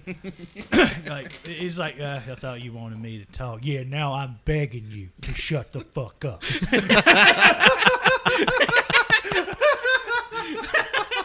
That show is so fun. Highly recommend, Wenzel. Oh my God. Hell yeah. But we'll finish it someday. Someday. Add it to the list. And The Shield. God, 2 cop dramas we started and didn't finish. Now, The Shield's significantly longer than... And, a significantly different type of show. Yeah, obviously, it's fun, but it's not True Detective. But, it has its own charm. Yeah. Especially how just morose, just debilitatingly, dramatic moment, and then... It just hard cuts to a silly ass theme song. The emotional whiplash is incredible. There's this one episode where an older black woman walks into the police station and she just gives there's all these people going around, and she just gets fed up at waiting. She's like, listen here, and she just goes on this diatribe, just dresses them all down, and everybody just well shit, and then Jesus Christ. It's a fucking hate. God, that is a fucking powerful scene too. She lets them have it. They pull this lady out of nowhere, and she just gave a performance of a lifetime, and then she's not seen again in the rest of the episode. It's just for that opening segment. Was it. You never saw her again. God, I will say some of the shows I have been watching now that I'm spending a lot more time with my boyfriend, because he's from El Salvador and they have a lot of Spanish language channels, and the difference between obviously a lot of these Spanish language channels, they're made in Mexico, because that's the big broadcasting corporation over there. But just the difference between American TV and Mexican TV, or a lot of Spanish language TV, is really jarring, because a lot of their sitcoms are very wacky and slapsticky. How there's this one show, Una Familia de 10, the 10 of us. Mm-hmm. It's 10 people, or technically 12, living in one apartment. The grandpa does all the work and everybody else just sort of fucks around, and it's just wacky shit happening. Obviously sitcoms wacky, but just comical, cool, live action cartoons levels of pratfall and goofiness. There's one episode where all the family wanted to go to the World Cup. It's no, we're too broke, we can't go to the World Cup. So they just take his money and buy a foosball table, and they have their own World Cup. And they're just Okay. The different family members are teaming up to be the different world countries. They deck out the whole house, and then at the end, when they're at the finals, one of the sons slips on a ball and flips end over end and smashes the foosball table. And it's you fuck up. You fuck up. Okay. And it's very that it's like a live action cartoon, because they wear big bright outfits, and they're just even someone like me who has a very rudimentary understanding of Spanish is just I get all the bits, because they're just so larger than life and exaggerated with everything they do. So it's a lot of fun just to watch how wacky it is. Yeah. And he'll watch some our sitcoms, so Americans it's just not the same. I will say sorry, going back to movies, you talked about not being able to see movies, and there's so many that have were finally released now on streaming services, or they're coming out, and not only that, my own personal fucking collection. Because I made a list on my Letterboxd of I was fuck it, I want to try to watch all of my fucking physical Criterion, as a challenge, because I have my challenge this year is to watch 150 movies, and I want to try to watch my Criterions, and I currently have 38 unwatched Criterion movies. Nice. Out of God, I don't have a list of that. Never mind. There's so many Criterion. I have so many Criterions. Well, actually, I do have a list of that. Hold on. 55. I have 55 Criterion films physically, so I have 38 that I haven't watched. I want to try to watch those, and I had a fucking thought. Now I don't remember it. Okay. I thought you were about to like give the number of like exact number of Criterion films. Like fuck, that's a lot of them. Well, I did make a list of like every Criterion, all 1,000 plus. I broke down a list of like the Criterion movies I own, the ones on the channel, my channel list, and then my rewatches. There's some of them I want to rewatch, and some of them, and like that's not everything. Because there's no way I can fucking there's no way in hell I could ever rewatch Come and See. It is too brutal and too sad. No way. But yeah, I that's like a personal challenge I wanted to mention. I'm really excited to just like, if I can, just to sit down and watch these ones I own, and then also too all the films that are coming to streaming. Like there's like Colt recently told me like Piggy is on Hulu. Mm-hmm. There's just one film about a donkey. It's called EO. It's actually coming to Criterion as well. There's so many, and like it's just like finding the time. And then like also too, I was looking at, because me and Pat were talking about like movies that are coming out, and I was looking. I was like, man, I don't fucking know what movies are coming out. And so I took a look, and like Shazam comes out in March. Mm-hmm. Fast X comes out in May. Mm-hmm. Cocaine Bear comes out soon. Mm-hmm. Scream, and then Creed 3 comes out in March 3rd, which that made me realize like I need to watch the Creed movies. Like I've seen the first one, I and need like, to see the second one. I love that all the talk for Creed 3 has been really like, yeah, this movie is anime as fuck. Yes, because in case you don't know, Michael B. Jordan is an enormous weeb, and from what I understand too, people who have seen it already.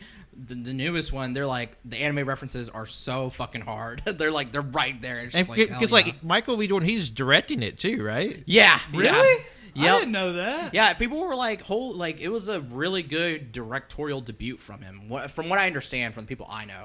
I need to go back and watch the 2 Creed movies. I haven't seen those yet. Yeah, the first one is fucking solid. I have not seen the second one yet.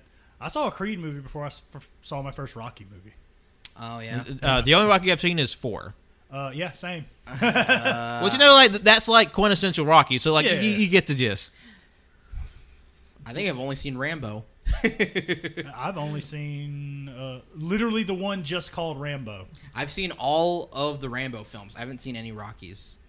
So that says anything. Yeah, watch him before he takes the robot out. I saw a post. It was like somebody had bought like the VHS collection of the first 5 Rocky movies. The only ones that were opened were like 1, 3, and 4. 2 and 5 were still in the sealed packaging.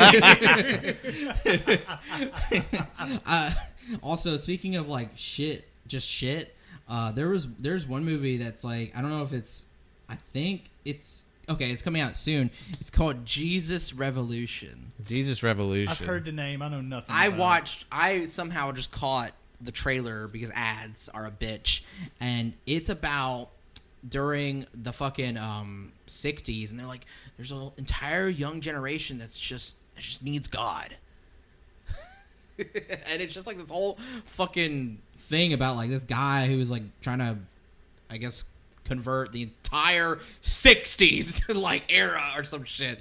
It looks so a tall order. It's just like the beginning of the megachurch era or some shit. You know, it might be, but they probably won't say that in the film. They'll probably be like, no, they need Jesus. Anyway, there's also this one film that I'm kind of mad is still in fucking theaters. It's called 80 for Brady. It's about fucking old 80-ass women who love the Patriots and Tom Brady. And then they like, all those women are like great accomplished actors, and just like, why are they doing this goofy ass like movie? Isn't that movie actually doing well right now? I mean, people love them some football. Let me tell you. Or like they as like a lot of the older movie people are just like, hey, I really love Jane Fonda. Yeah, because like, you know, all the women are like, hey, they've been in Hollywood for years, and like, I guess this is their little like fun old person movie. I mean, whatever. I will say movies that I actually do want to see that are out when I get a chance is Knock at the Cabin. Yeah. Like, I really want to read the book too, but that and Megan. I need to fucking see Megan. Megan was a fucking hoot. I need to see Megan. Maybe we'll get to talk about that one day, but it was because we went art house. myself, Cannon, Joe, Ash, and Eli, and we were hooting and hollering the whole time. I need to see it. The Tower Pussies be damned. We had a great time. Yeah, and it's getting an uncut version when it releases on digital and physical. Oh, yeah. wow. Mm-hmm. Okay. Big time. Big. See. What the hell have I been watching lately? Let's Tell us. see. Tell us what you've been watching. Well, since it's been a while since I've been on here, I'll just, because like a few of my rewatches, I Enter the Spider-Verse again because you always watch Enter the Spider-Verse. It's fantastic. So Even my review says it's 5 stars. Nothing has changed. This movie is perfect. Yeah. Let's see. Rewatched Hocus Pocus in preparation for the sequel. That was a time. Rewatched The Prestige, my favorite Christopher Nolan film. Love it, love it, love it. Saw Train to Busan finally. Oh, and wow. It's one of my favorite zombie films now. That's what everybody says. I have still not watched it. I need to. I really fucking dig it. Like, just imagine, like running zombies like from World War Z, but if they were like crammed in a train. Like, it's fucking nuts. Goddamn, I'm so glad I hope it does end, but I did watch Halloween Ends. And oh, please, God, just let it end. oh man, let that be the end of that. I rewatched Monster Squad, one of my favorite fucking. I actually watched that after Halloween Ends, to get the fucking taste out of my mouth. Another classic. Rewatched Tremors, love that movie. Watched Maniac Cop finally. Oh, okay, Yeah. nice. Watched that, the 1988 Bruce Campbell joint. So much chin in that movie. I forgot the other actor's name. What is it? It is oh my god, Robert Zadar. Oh my god, he has more chin than freaking Bruce Campbell. Robert Zadar quite famously cast as the Easter Island headed mob boss in Lads Make a Film Noir. Oh yeah, we did do that. We talked about it earlier. I watched Elvis for the first time. Had a time with that. I watched the movie American Ultra for the first time. I'd never seen it. Oh, how did you feel about it? I didn't mind. It's like a little stoner comedy, but if the stoner was Jason Bourne, Yeah, it's Okay. it's fun. I've seen it before, and I was like, okay. Like I didn't hate it. It kind of had the what was this? Was this before John Wick? Yeah, Or- it was before John Wick. It kind of had that feel. I mean, I'm not saying they're the same movies, but in the sense of like this action movie, and like this dude that you wouldn't think is like just fucking shit up. He is. You do not want to cross him.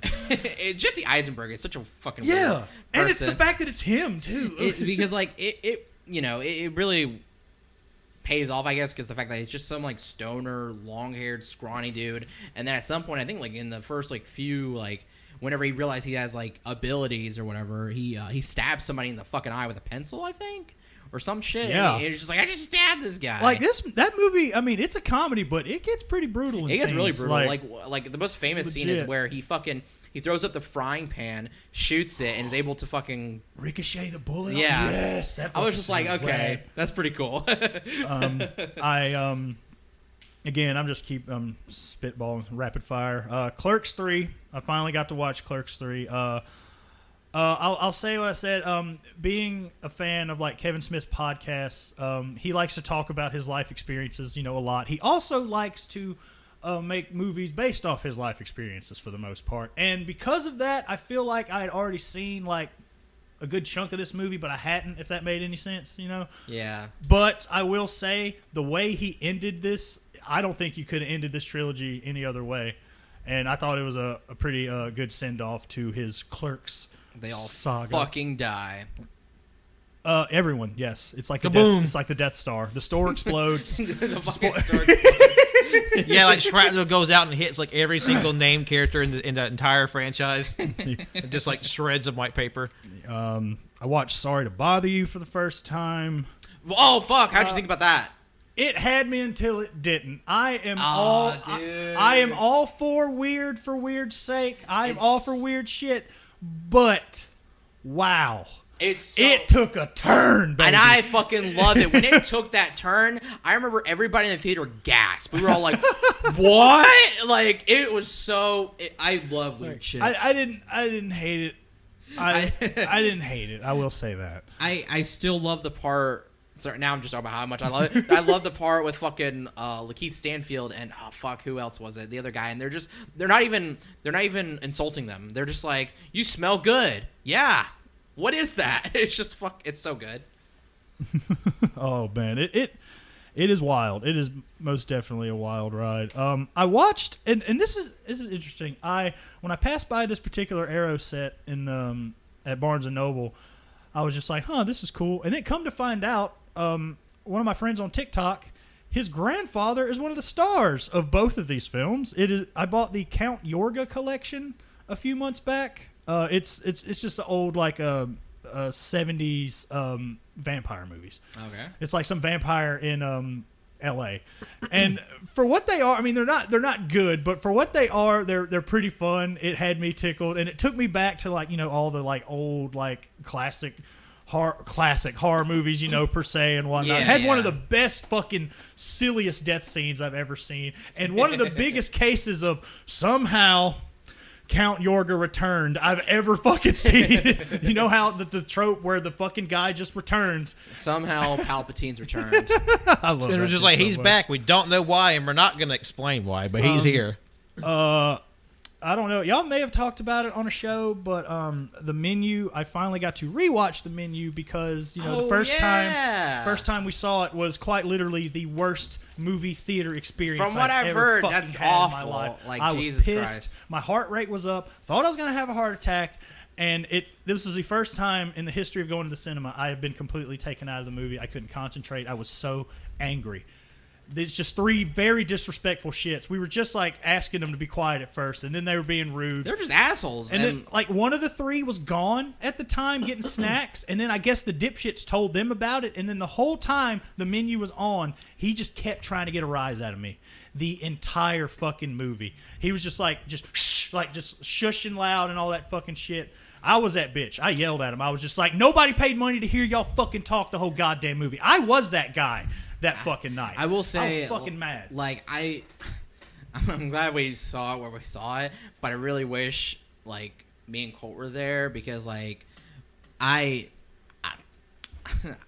know if I would put up with that honestly because I fucking hate kids. So I will say because we were all older than them by a good 10 to 15 years. It's we shouldn't fight teenagers, but good thing we have younger friends who could probably beat them and it'd be okay. It's that's the thing. When we left the theater, they were still hanging out in the fucking lobby when we came out. Oh, fucking, they weren't any goddamn talk when we started walking out of the goddamn theater. And the thing is, too, is from everything you guys told me, I'm like, you know what? I would totally be a fucking bully to those kids. I'd be like, if you're gonna be that way, if you're gonna be so disrespectful and rude, I'm gonna bully the shit out of you. And while we're first of all, The Menu, one of my favorite fucking experiences of 2022. That movie is fucking great. So good. Loved it. But this kind of goes hand in hand with this goddamn.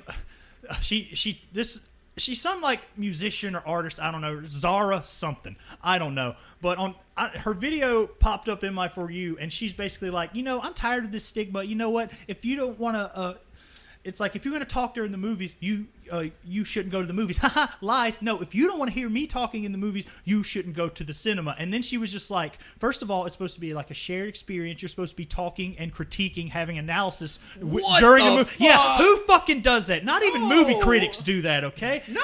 And then she puts the icing on the cake. She goes on to say that she will go out of her way to be downright disrespectful to people if they ask her to keep it down in the movie theater. Now, as much as I wanted to stitch and get my fucking tooth off, I was plotting this for 2 days. I was ready to eviscerate this poor girl, okay? That blue check mark, I wanted to Thanos snap it out of her existence completely. Again, I don't know who this girl is. Apparently a singer of some sort.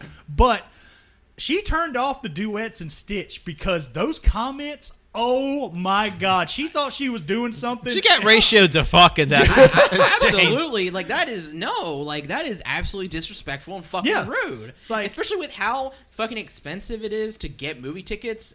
Prices just keep going up and up and up and up, and it's just you have no right to do that. Yeah, me going to the movie theater is not me buying tickets to some fucker's open mic night at the goddamn theater. Yeah. It's like, we're here to watch a movie. You want to talk shit? Watch it with your friends. It'd be different if everybody was like, I mean, literally everybody in the theater was in that experience of like, oh yeah, we're all gonna shit talk this movie, but that wasn't the case. It's like, I'm not even saying don't talk during the movie. Just fucking whisper. You Just can whisper. bullshit with your friends and still like have a good time. But like, if you're talking like I'm talking right now during a fucking movie playing, like, you shouldn't be there. You should not be there. Just go home. You paid money. This whole attitude of I paid money and I don't have to regard anybody's feelings or the rules of the establishment whatsoever. No, it literally says don't talk loud and turn off your phones before every fucking movie. Because they say that shit of like, well, I paid money. It's like, well, I did too. Yeah, everyone did, bitch. Like, what are you saying like, right it's just, now? like, I don't know what it is. It's like this whole idea of like, you know, and it harkens back to the idea of getting vaccinations in public health. Because, you know, there'll be fuckers who are like, oh, I can't get vaccinated, blah, blah, blah. I'm not going to let my child get vaccinated. It's like, no, it's not about you, you stupid bitch. Yeah, sorry. I didn't mean to go on It's this about everybody else, not you. Yo, you're right, Cannon. You're like, right. It's like, I thought it was like a generational thing for the longest time, but no, it's just an asshole thing. That's all it is. It's an asshole thing, but I will say, like, we've said this before, but COVID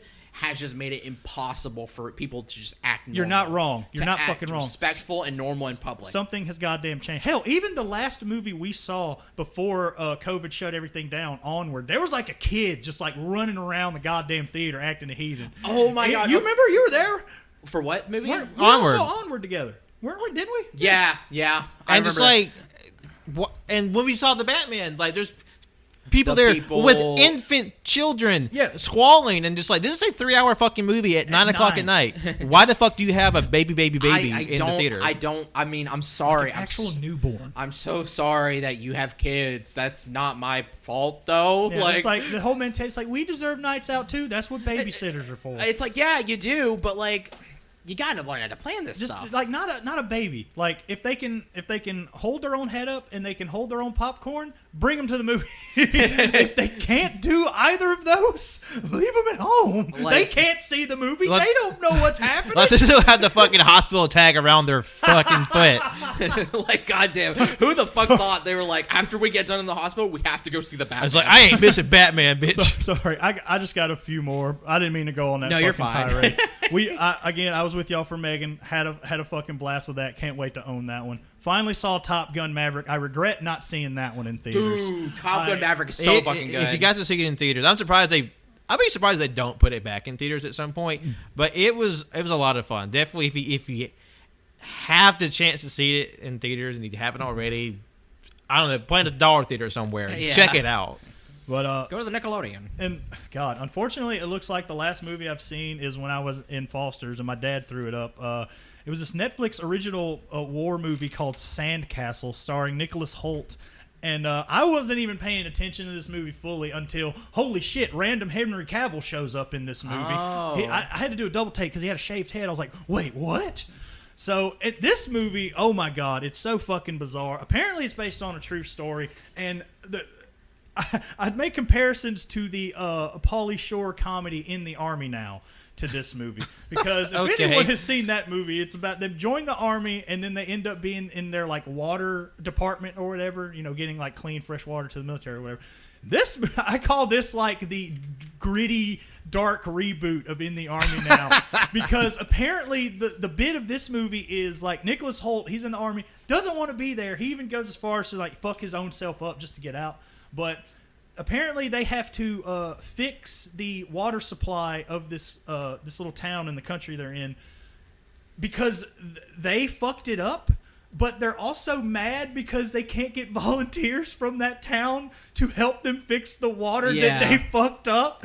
And I'm just like, what is this bullshit? Yeah, so for anybody wondering, it's set during the occupation of Iraq. It's squad of U.S. soldiers try to protect a small village. It's like... like my review is like simply this. Dad threw this up. Truth be told, I didn't even care until Cavill showed up. Even then, I'm logging it anyway, 2 stars.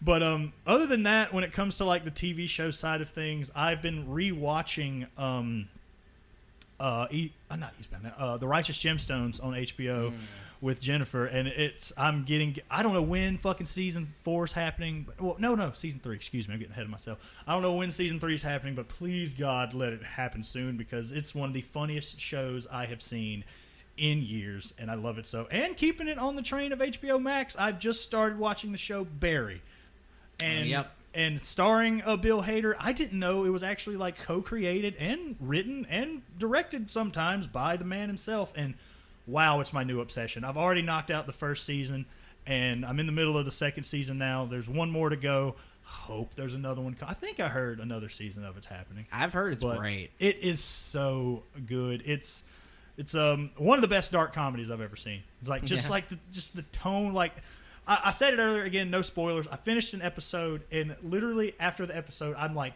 what? And then I looked at the name of the episode, and the episode was literally called What? So I was like, wow, I saw what you did there, Bill. Jesus. But it was very appropriately named. Yeah. Well, I guess for folks who may not know, what is Barry about? Oh man, and that is a good part. Barry is about this ex-military guy who turns out that he is a very, very good assassin, and he is very good at his job. But turns out he doesn't want to live that life anymore. He wants to do something more meaningful with his life, so he gets the itch to become an actor, and he really enjoys it. But this is just him juggling, trying to get out of that life while trying to have a normal one. It's pretty much like, not exactly, but if Dexter said, fuck this, I want to be an actor. Yeah. and the longer the show goes, you get more of his psyche and like what happened to him in Afghanistan and shit. And oh man, it gets rough sometimes, but it's good. It's fucking good. I highly recommend it to anyone. Yeah, I need to watch it. Also, speaking of movies, on the vein of movies still, so recently I went to Comic-Con, and there was a vendor there who was selling Blu-rays and DVDs, and it was only on the first day he had a sale where all Blu-rays, if you're paying with cash, are 50% off. Oh, okay. And then if you're paying with card, 20%. I had cash, so of course I bought 2 fucking movies, anime. Katsuhiro Otomo presents Memories. Memories is fucking good. And then this one, Venus Wars. That is a very glossy slipcover on Memories. Holy shit. Yeah, it's really bizarre. I only have another movie that has a slipcover like that. But I love it, though, especially this, because this is from, like, so, like, obviously everybody talks about Magnetic Rose, and then there's Stink Bomb and Cannon Fodder. I don't think anybody has told me, like, any of them are bad, but I'm very excited to get a chance to watch it. And then Venus Wars is just this. I remember seeing a GIF of it on Twitter, and it was just like this cool, like mech looking art and animation, and yeah, I was just like, I saw it, and I was like, oh, it's a movie. Yeah, of course. It's like, and it looks like Venus Wars. This is the first time I've seen this. Like, there's definitely like very like 80s style, like anime, like sci-fi, like robot type of movie. It looks great. Oh. I've only seen one short out of the anthology film Memories, Magnetic Rose. It's on YouTube. Well, at least Magnetic Rose is. Probably the other segments are on YouTube free. One of my favorite, just like sci-fi horror stories ever. Like, it is just meticulously animated. Just, and it's an incredible short. It's one of my favorite things I watched last year. Yeah, that's what I hear everybody says. It's like, it's just fantastic. And I'm very excited. You can actually watch they have the full Memories on Tubi, I believe. Yeah. So for basically, Magnetic Rose is, without giving too much away, it's like a haunted house story, but on a derelict space station. Yep. It is fucking killer. That's what I hear. Yeah, I take the art on all these cases. Yeah, it was super sick. And the guy was just like, as soon as I gave these to him for him to ring me up, he was like, oh hell yeah, dude. Bump it. I was like, oh hell yeah. I am going to be a stickler bitch about that slipcover though. That style of slipcover usually is only on the newer 4Ks, and I hate it. And I hate it. Those little flappies, they can bend so easily. I know, I hate it too. But the thing is like, I like that cover art more. Oh yeah. Than this. The slip is beautiful. Don't get me wrong. Like the main cover art's fine, but I think this is the cover art for everything when it comes to like this whole like little anthology. Oh, okay. Yeah, and I'm just like, this is like This is so cool. That is a rad fucking cover. I'm not gonna lie. But yeah, I'm very excited to watch those. Those are nice. Thank you. I don't know why I said thank you. I didn't make them. Gosh. Where are we on time? We're about 45 minutes, so that'd be a good point to kind of tie it off. Any other last bits to get to? Yeah, I had a few, but not much. Did you have any? Oh, not really. Just if you're an eBay seller, just make sure you mark your shit correctly. Sorry, I had a snap. One of two negative eBay purchases. It's not that big a deal. I think I'm gonna get it sorted. Just if it's a Blu-ray, don't mark. If you list it as a Blu-ray and you sell me a DVD, I'm gonna be pissed. Oh yeah, I get that. But yeah, speaking also of Comic-Con, since now we're kind of getting to the end here. I brought some. I didn't really bring much. I brought those movies, but also too, I brought my. This is the Ooh. What is the thing? Lanyard, and then also too, they gave us this little thing, and so what it is a step counter. Yeah, it's a step counter. But the thing is, it's cool, but like. You do that and it counts. It's real. They're very cheap step counters. It's kind of easy to cheese. Cause I know, because for those who don't know, Comic-Con is a local anime convention in Alabama, and it started in the student center of our local university, and has since grown in the 10+ years to be one of the biggest like anime conventions in not only the state but in the South. And what makes it unique is that it has like a running storyline throughout all the seasons, and part of the gimmicks they've done in the past is like, it's sort of influenced by the con goers. Like basically what direction you want the story to go, and the outcome is in part due to like con goer participation, and part of the gimmicks is like, getting points from like the little pedometer kind of influences like the direction of the story. You want 10,000 points, blah blah blah. This happens, and sort of like that's part of the gimmicks for the con. Yeah, I know when they said next year's or whatever, it's supposed to be like heroes and villains.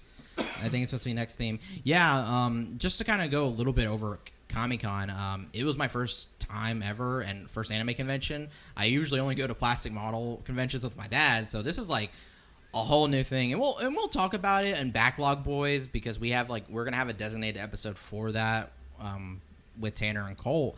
But like, I mean, it was a good time. I was just overstimulated. There was just so much, and especially with how big it is, I was just like, whoa. Yeah, I went over my budget for money, which was like, fuck. It's like Colt said, he spent pretty much all of his money the first day there, and it's a 3-day con. First day, I spent about, I would say 80 to 90% of my budget. And then like the second day I was like, yeah, you know what? I have this money for food and stuff, and I have this money for just the con. I'm just gonna spend the rest of the money for the con. So that's what I did. I just completely spent my budget and then went actually over that. So it was a good time. There was just so much cool shit there. Yeah, and I mean, I don't want to say too much on here because I want to save stuff for Backlog Boys, but yeah, it was just there was this I should mention there was a panel that fucking sucked. So there was a panel that me and Tanner and Cole went to, and let me tell you, it was fucking awful. The people hosting it were so unfunny, and it made me realize, I was like, we are so much funnier. We could easily get a fucking panel and do it and just bullshit or something. I don't know. It made me realize, I was like, fuck, damn. I was like, we really are The Last of Us. No. I mean, fuck, The Last of Us. Been watching that too. I will say that is very similar, because I remember a running gag for us was we went to Magic City Con. There's like a certain wrestling panel that would always be there, and we went one year, and every year since, like, these guys do the same thing, and they're not funny, and like obviously everybody thinks they're funny in their own little space, and like they may be, but then when you see someone like put their shtick on stage, just like, this isn't it. Yeah, I mean, yeah, it was. I mean, like, people were just dipping out. Like, it was so funny too, because people were fighting to fucking get in there. So if you want. I don't want to. You know what? If you want to know what it was a Shrek Smash or Pass panel. Oh my! It was PG-13, but it was basically just Shrek characters and whether you'd smash or pass on them.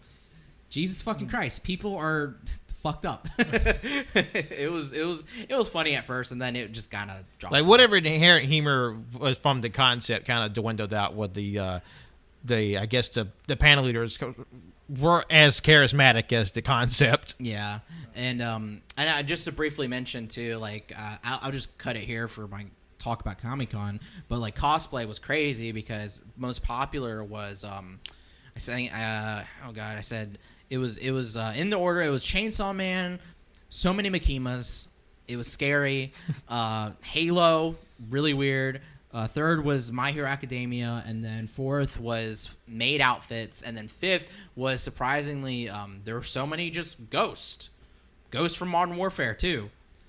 Yeah, it was like bedsheet Ghost. It's like no, and it was also so stupid because so many people had like basically like airsoft guns with like the orange tips, but like if you did not see the orange tip, you would think like, oh fuck, that's a real gun. Yeah. I'm surprised that they were allowed to go into a space like that without the orange tips on the guns. Well, they did have the orange tips. It's just like... Oh, you're just saying if you didn't see those, if you did, oh fuck, that's a real gun. Okay. Yeah. Because usually you can't go into a public space with a fake gun that doesn't have the orange tip on it. Yeah. But yeah, cosplay, like all the people cosplaying was cool. I tried to take pictures of the convention, but I just didn't know how to really do that just because it was like, again, overstimulated, and I just didn't want to take pictures of people because I don't know, I'm not... Trust me, they love that shit. No. I know. It's just weird to like, for me, like interacting with like people. It's just like has devolved. Yeah. So now fair, I'm like, fair. Yeah. I don't know what to ask. It's like, I don't like feeling like a bother either. I get it. But I know if for like a big con like that, it's definitely a weird space to kind of like in this massive place full of tons of people to be like, this is the point where I work on my personal interaction skills. But like, obviously people dress up and they you know, I don't want that to thing. But of course, also always remember, cosplay is not consent. Yes. Just because someone's dressed up doesn't mean you have the right to just take their photograph. No, you have to ask. Always go up to them, and more often than not, you know, they're gonna be like more than happy to take a picture for you. Just always ask. And usually when I take pictures of people at convention, I always ask, of course, but then like I don't keep them. It's like I put them on like my Snapchat story or my Insta story. So like I have a picture of it, but like I'm not like let me just keep like a stranger's picture, unless it's like this is just a really cool thing. Let me show it to somebody else. Because there's some pretty top tier cosplay as I've seen in my years of going to Comic-Con. It's like they show out. Let me backpedal a little bit on my statement. When I say, trust me, they love that shit. They love it when you ask them. Oh, yeah. Because their faces always fucking light up. And, God, they're always looking fucking fly as hell. Yeah, I knew what you meant. Oh, yeah. Sorry, I didn't. No, people should know what you mean. Like, obviously, like, if you ask. But yeah, it was... don't walk up to him and be like, chink. You're like, no, that's creepy. That's weird. It was a great time. It's just goddamn. But I guess to end it off, I wanted to just touch briefly. Like last month, you know, I read like 9 books, and for some reason, I don't know why, I just told myself, you know what, I'm gonna read like just some hard shit just to make me cry. I don't know why, but So last month I read, like I said, I read 9 books. The first book I read because I goddamn, they're all so good except for one. Universal Harvester by John Darnielle, which is John Darnielle is part of is like the lead singer of a band called the Mountain Goats. I haven't listened to them, but they're pretty big in the folk scene. But really good. It's about this guy who works at a video store, and he gets a videotape back from this lady, and another person comes in, and they're in the videotapes. They're like, all they say is that there's something on it, and it's like a movie. And basically, what happens is that somebody put in their own footage of something like eerie and mysterious. Like usually, it's like something like violence being committed upon another person in this decrepit shack, and it kind of goes from there about like exploring about like what is this mystery. You know, what's going on in this town, and like grief and stuff like that. And then another a short book I read, it's a memoir called Among the Almond Trees by Hussein Barghouti. Immediately started crying. because it's literally about this this man. It's a memoir, and he goes to have a blood test done to find out if he has AIDS, and he it's negative. He's like, yes, like, you know, so happy, so excited. But then he finds out he has lymphoma. That's fucked. And he's like so happy, so excited because like that means his wife and his son don't have AIDS, but now he's dying of cancer. Yeah. And it's basically just him going back to where he grew up in his home to kind of like reaccount his life and kind of talking about his the stages in which his disease is progressing. It's so fucking sad, but it's so good. And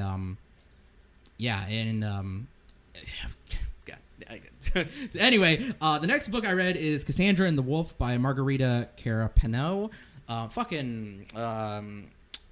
Really weird book because it's about a girl from like as she's a baby until she's like going to elementary school, basically 8 years old. And while it's like really well written and stuff, it is just some of the most heinous stuff is done to this little girl. And I you know, content warning for anybody interested in this book because it's considered a Greek classic. Modern Greek classic, I should say. A modern Greek classic. Yeah, and it's just these little snippets of this girl, like different periods of her life, and they're just short, but like usually it's just really fucked up. Like, I mean, it's like molestation and like sexual related things that is done to this little girl, but then also too is like she also does like terrible things to people and other children. Especially, and there's like animal, you know, violence too. It was very well written, but goddamn, I did not like it. It's just like, how could one just like little kid be so fucked up? Yeah, and then I read The Corpse Exhibition and Other Stories of Iraq by Hassan Blassim. It was it's just a short story anthology of a bunch of different like fictitious just stories of things that take place in Iraq, especially during occupation and war, and it was very good, very disturbing, obviously, but like I don't know why I just chose like January. I just want to read more just Middle Eastern fiction, and I just want it to be like hitting me in the fucking heart. It's like I want every book to be like Ensantes. Like, yeah, and there's like one book I read that was nothing like any of this, and ended up being my favorite. I'll talk about it here in a little bit. But then next book I read is The Employees, a workplace novel of the 22nd century by Olga Rovin.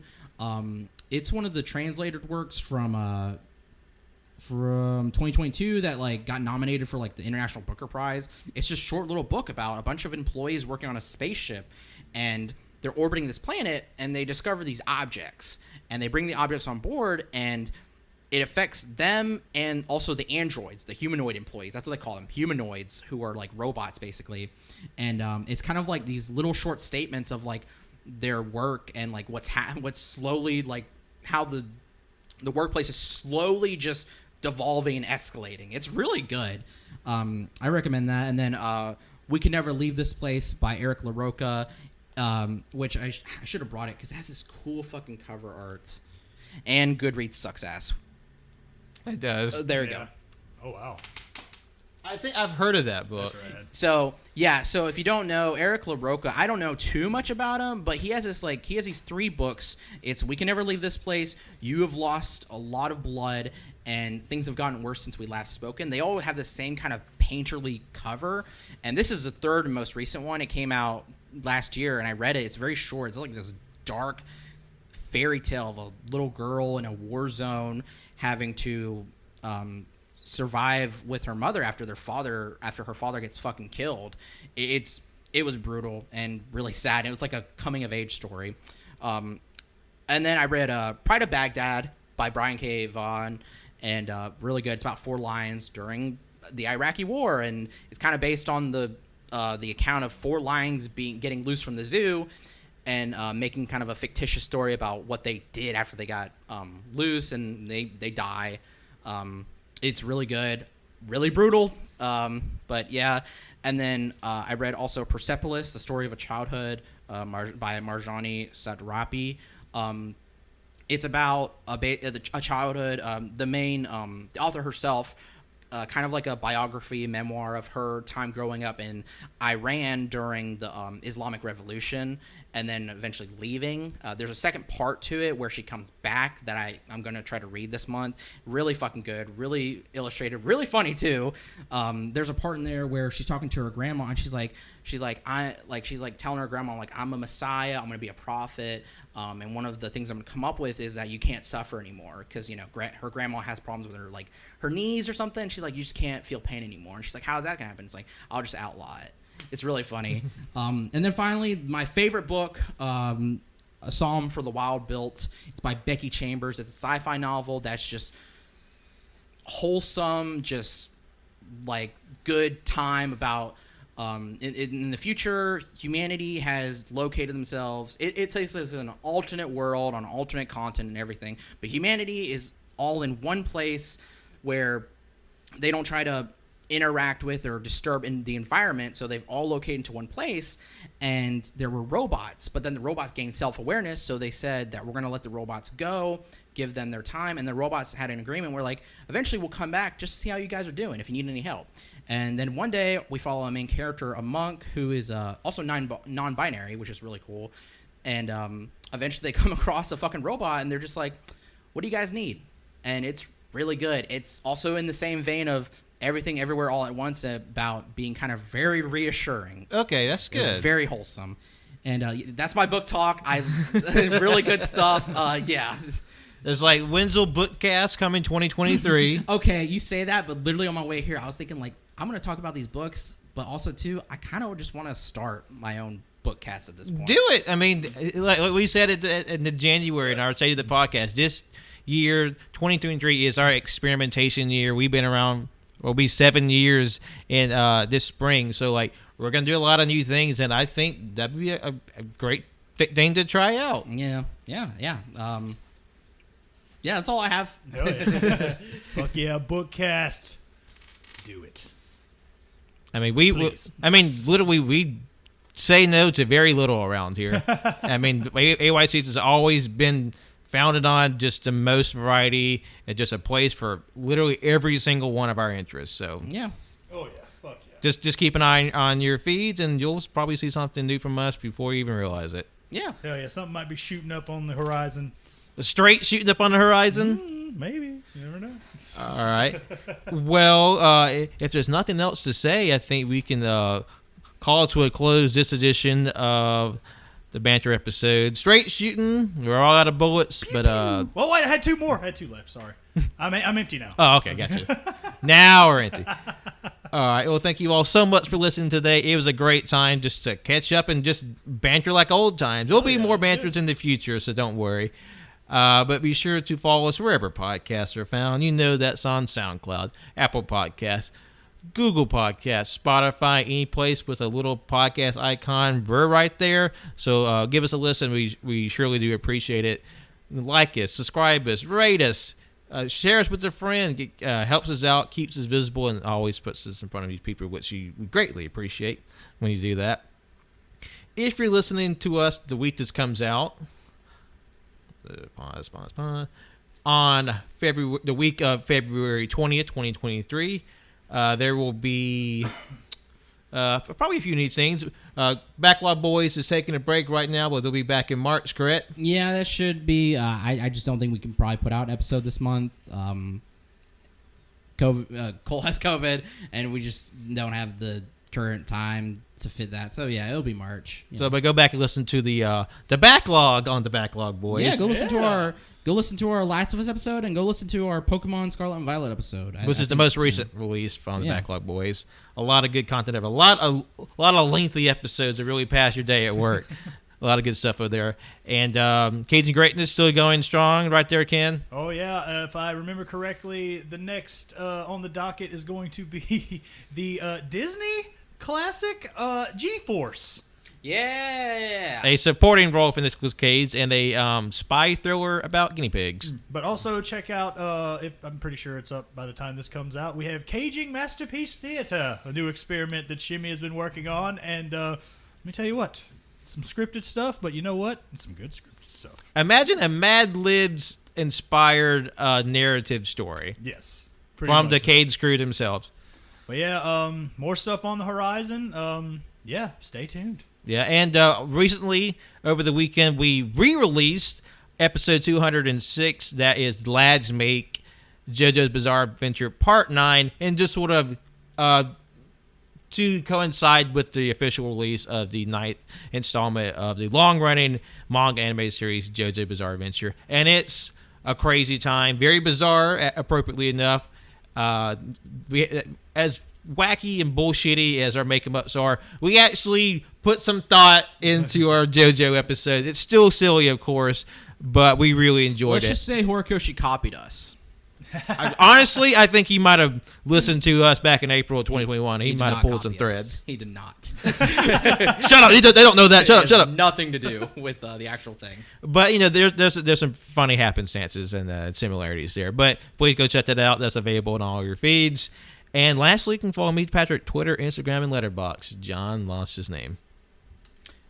You go. Okay. Well, I thank y'all for having me here. It's been good. I'm sorry it's been so long, but you know what? I'm going to make my appearances a little more frequent, goddammit, okay? Hell yeah. So, I have been That Cannon Guy. You can find me at That Cannon Guy on Twitter, Instagram, Goodreads, Letterboxd, and of course TikTok. And goddamn, before I forget, The Last of Us, greatest video game adaptation ever fucking made. It's great. I love it. Hot take. I love the first episode. That's all I've seen, but I loved it, and I hear it's great. So, oh god! Yeah. How did I forget? You see, I think streaming has ruined my brain. I forgot how episodic TV works, and I forgot that I've been watching The Last of Us. Yeah, that's fair. Thank you for listening. I'm Wenzel. You can follow me on Twitter at Wenzel. You can follow my art Instagram at World of Wenzel. Go follow my bookstagram, Wenzel Banters, where I talk more in length about obviously these books I've read and stuff like that. So you don't, have to bore you on here with book talk. But it's not boring. I fucking love talking about books. Books are good. I don't know why. Great. I don't know why I said that. If you like hearing about books, check out. Yeah, check out that. And go to my store, worldofwenzel.bigcartel.com, where I sell prints and stickers. I really appreciate it. I have a link tree for my Letterboxd, my Goodreads. Everything's on there for you'll see it on all my socials. It's all there. Go check that out. I appreciate it. Thank you. And stay tuned. Next week we have another episode 298, and Cannon will be returning with us for what will we be enjoying next week, Cannon? Oh, I do believe we are going to be salivating and sinking our teeth into the third installment of that cameo game, and let me tell you, it's going to be great. Yeah. Let's just say ridiculousness. All right. Stay tuned for that next week, everyone. Until then, have a great day, and we'll be talking to you very soon. Bye.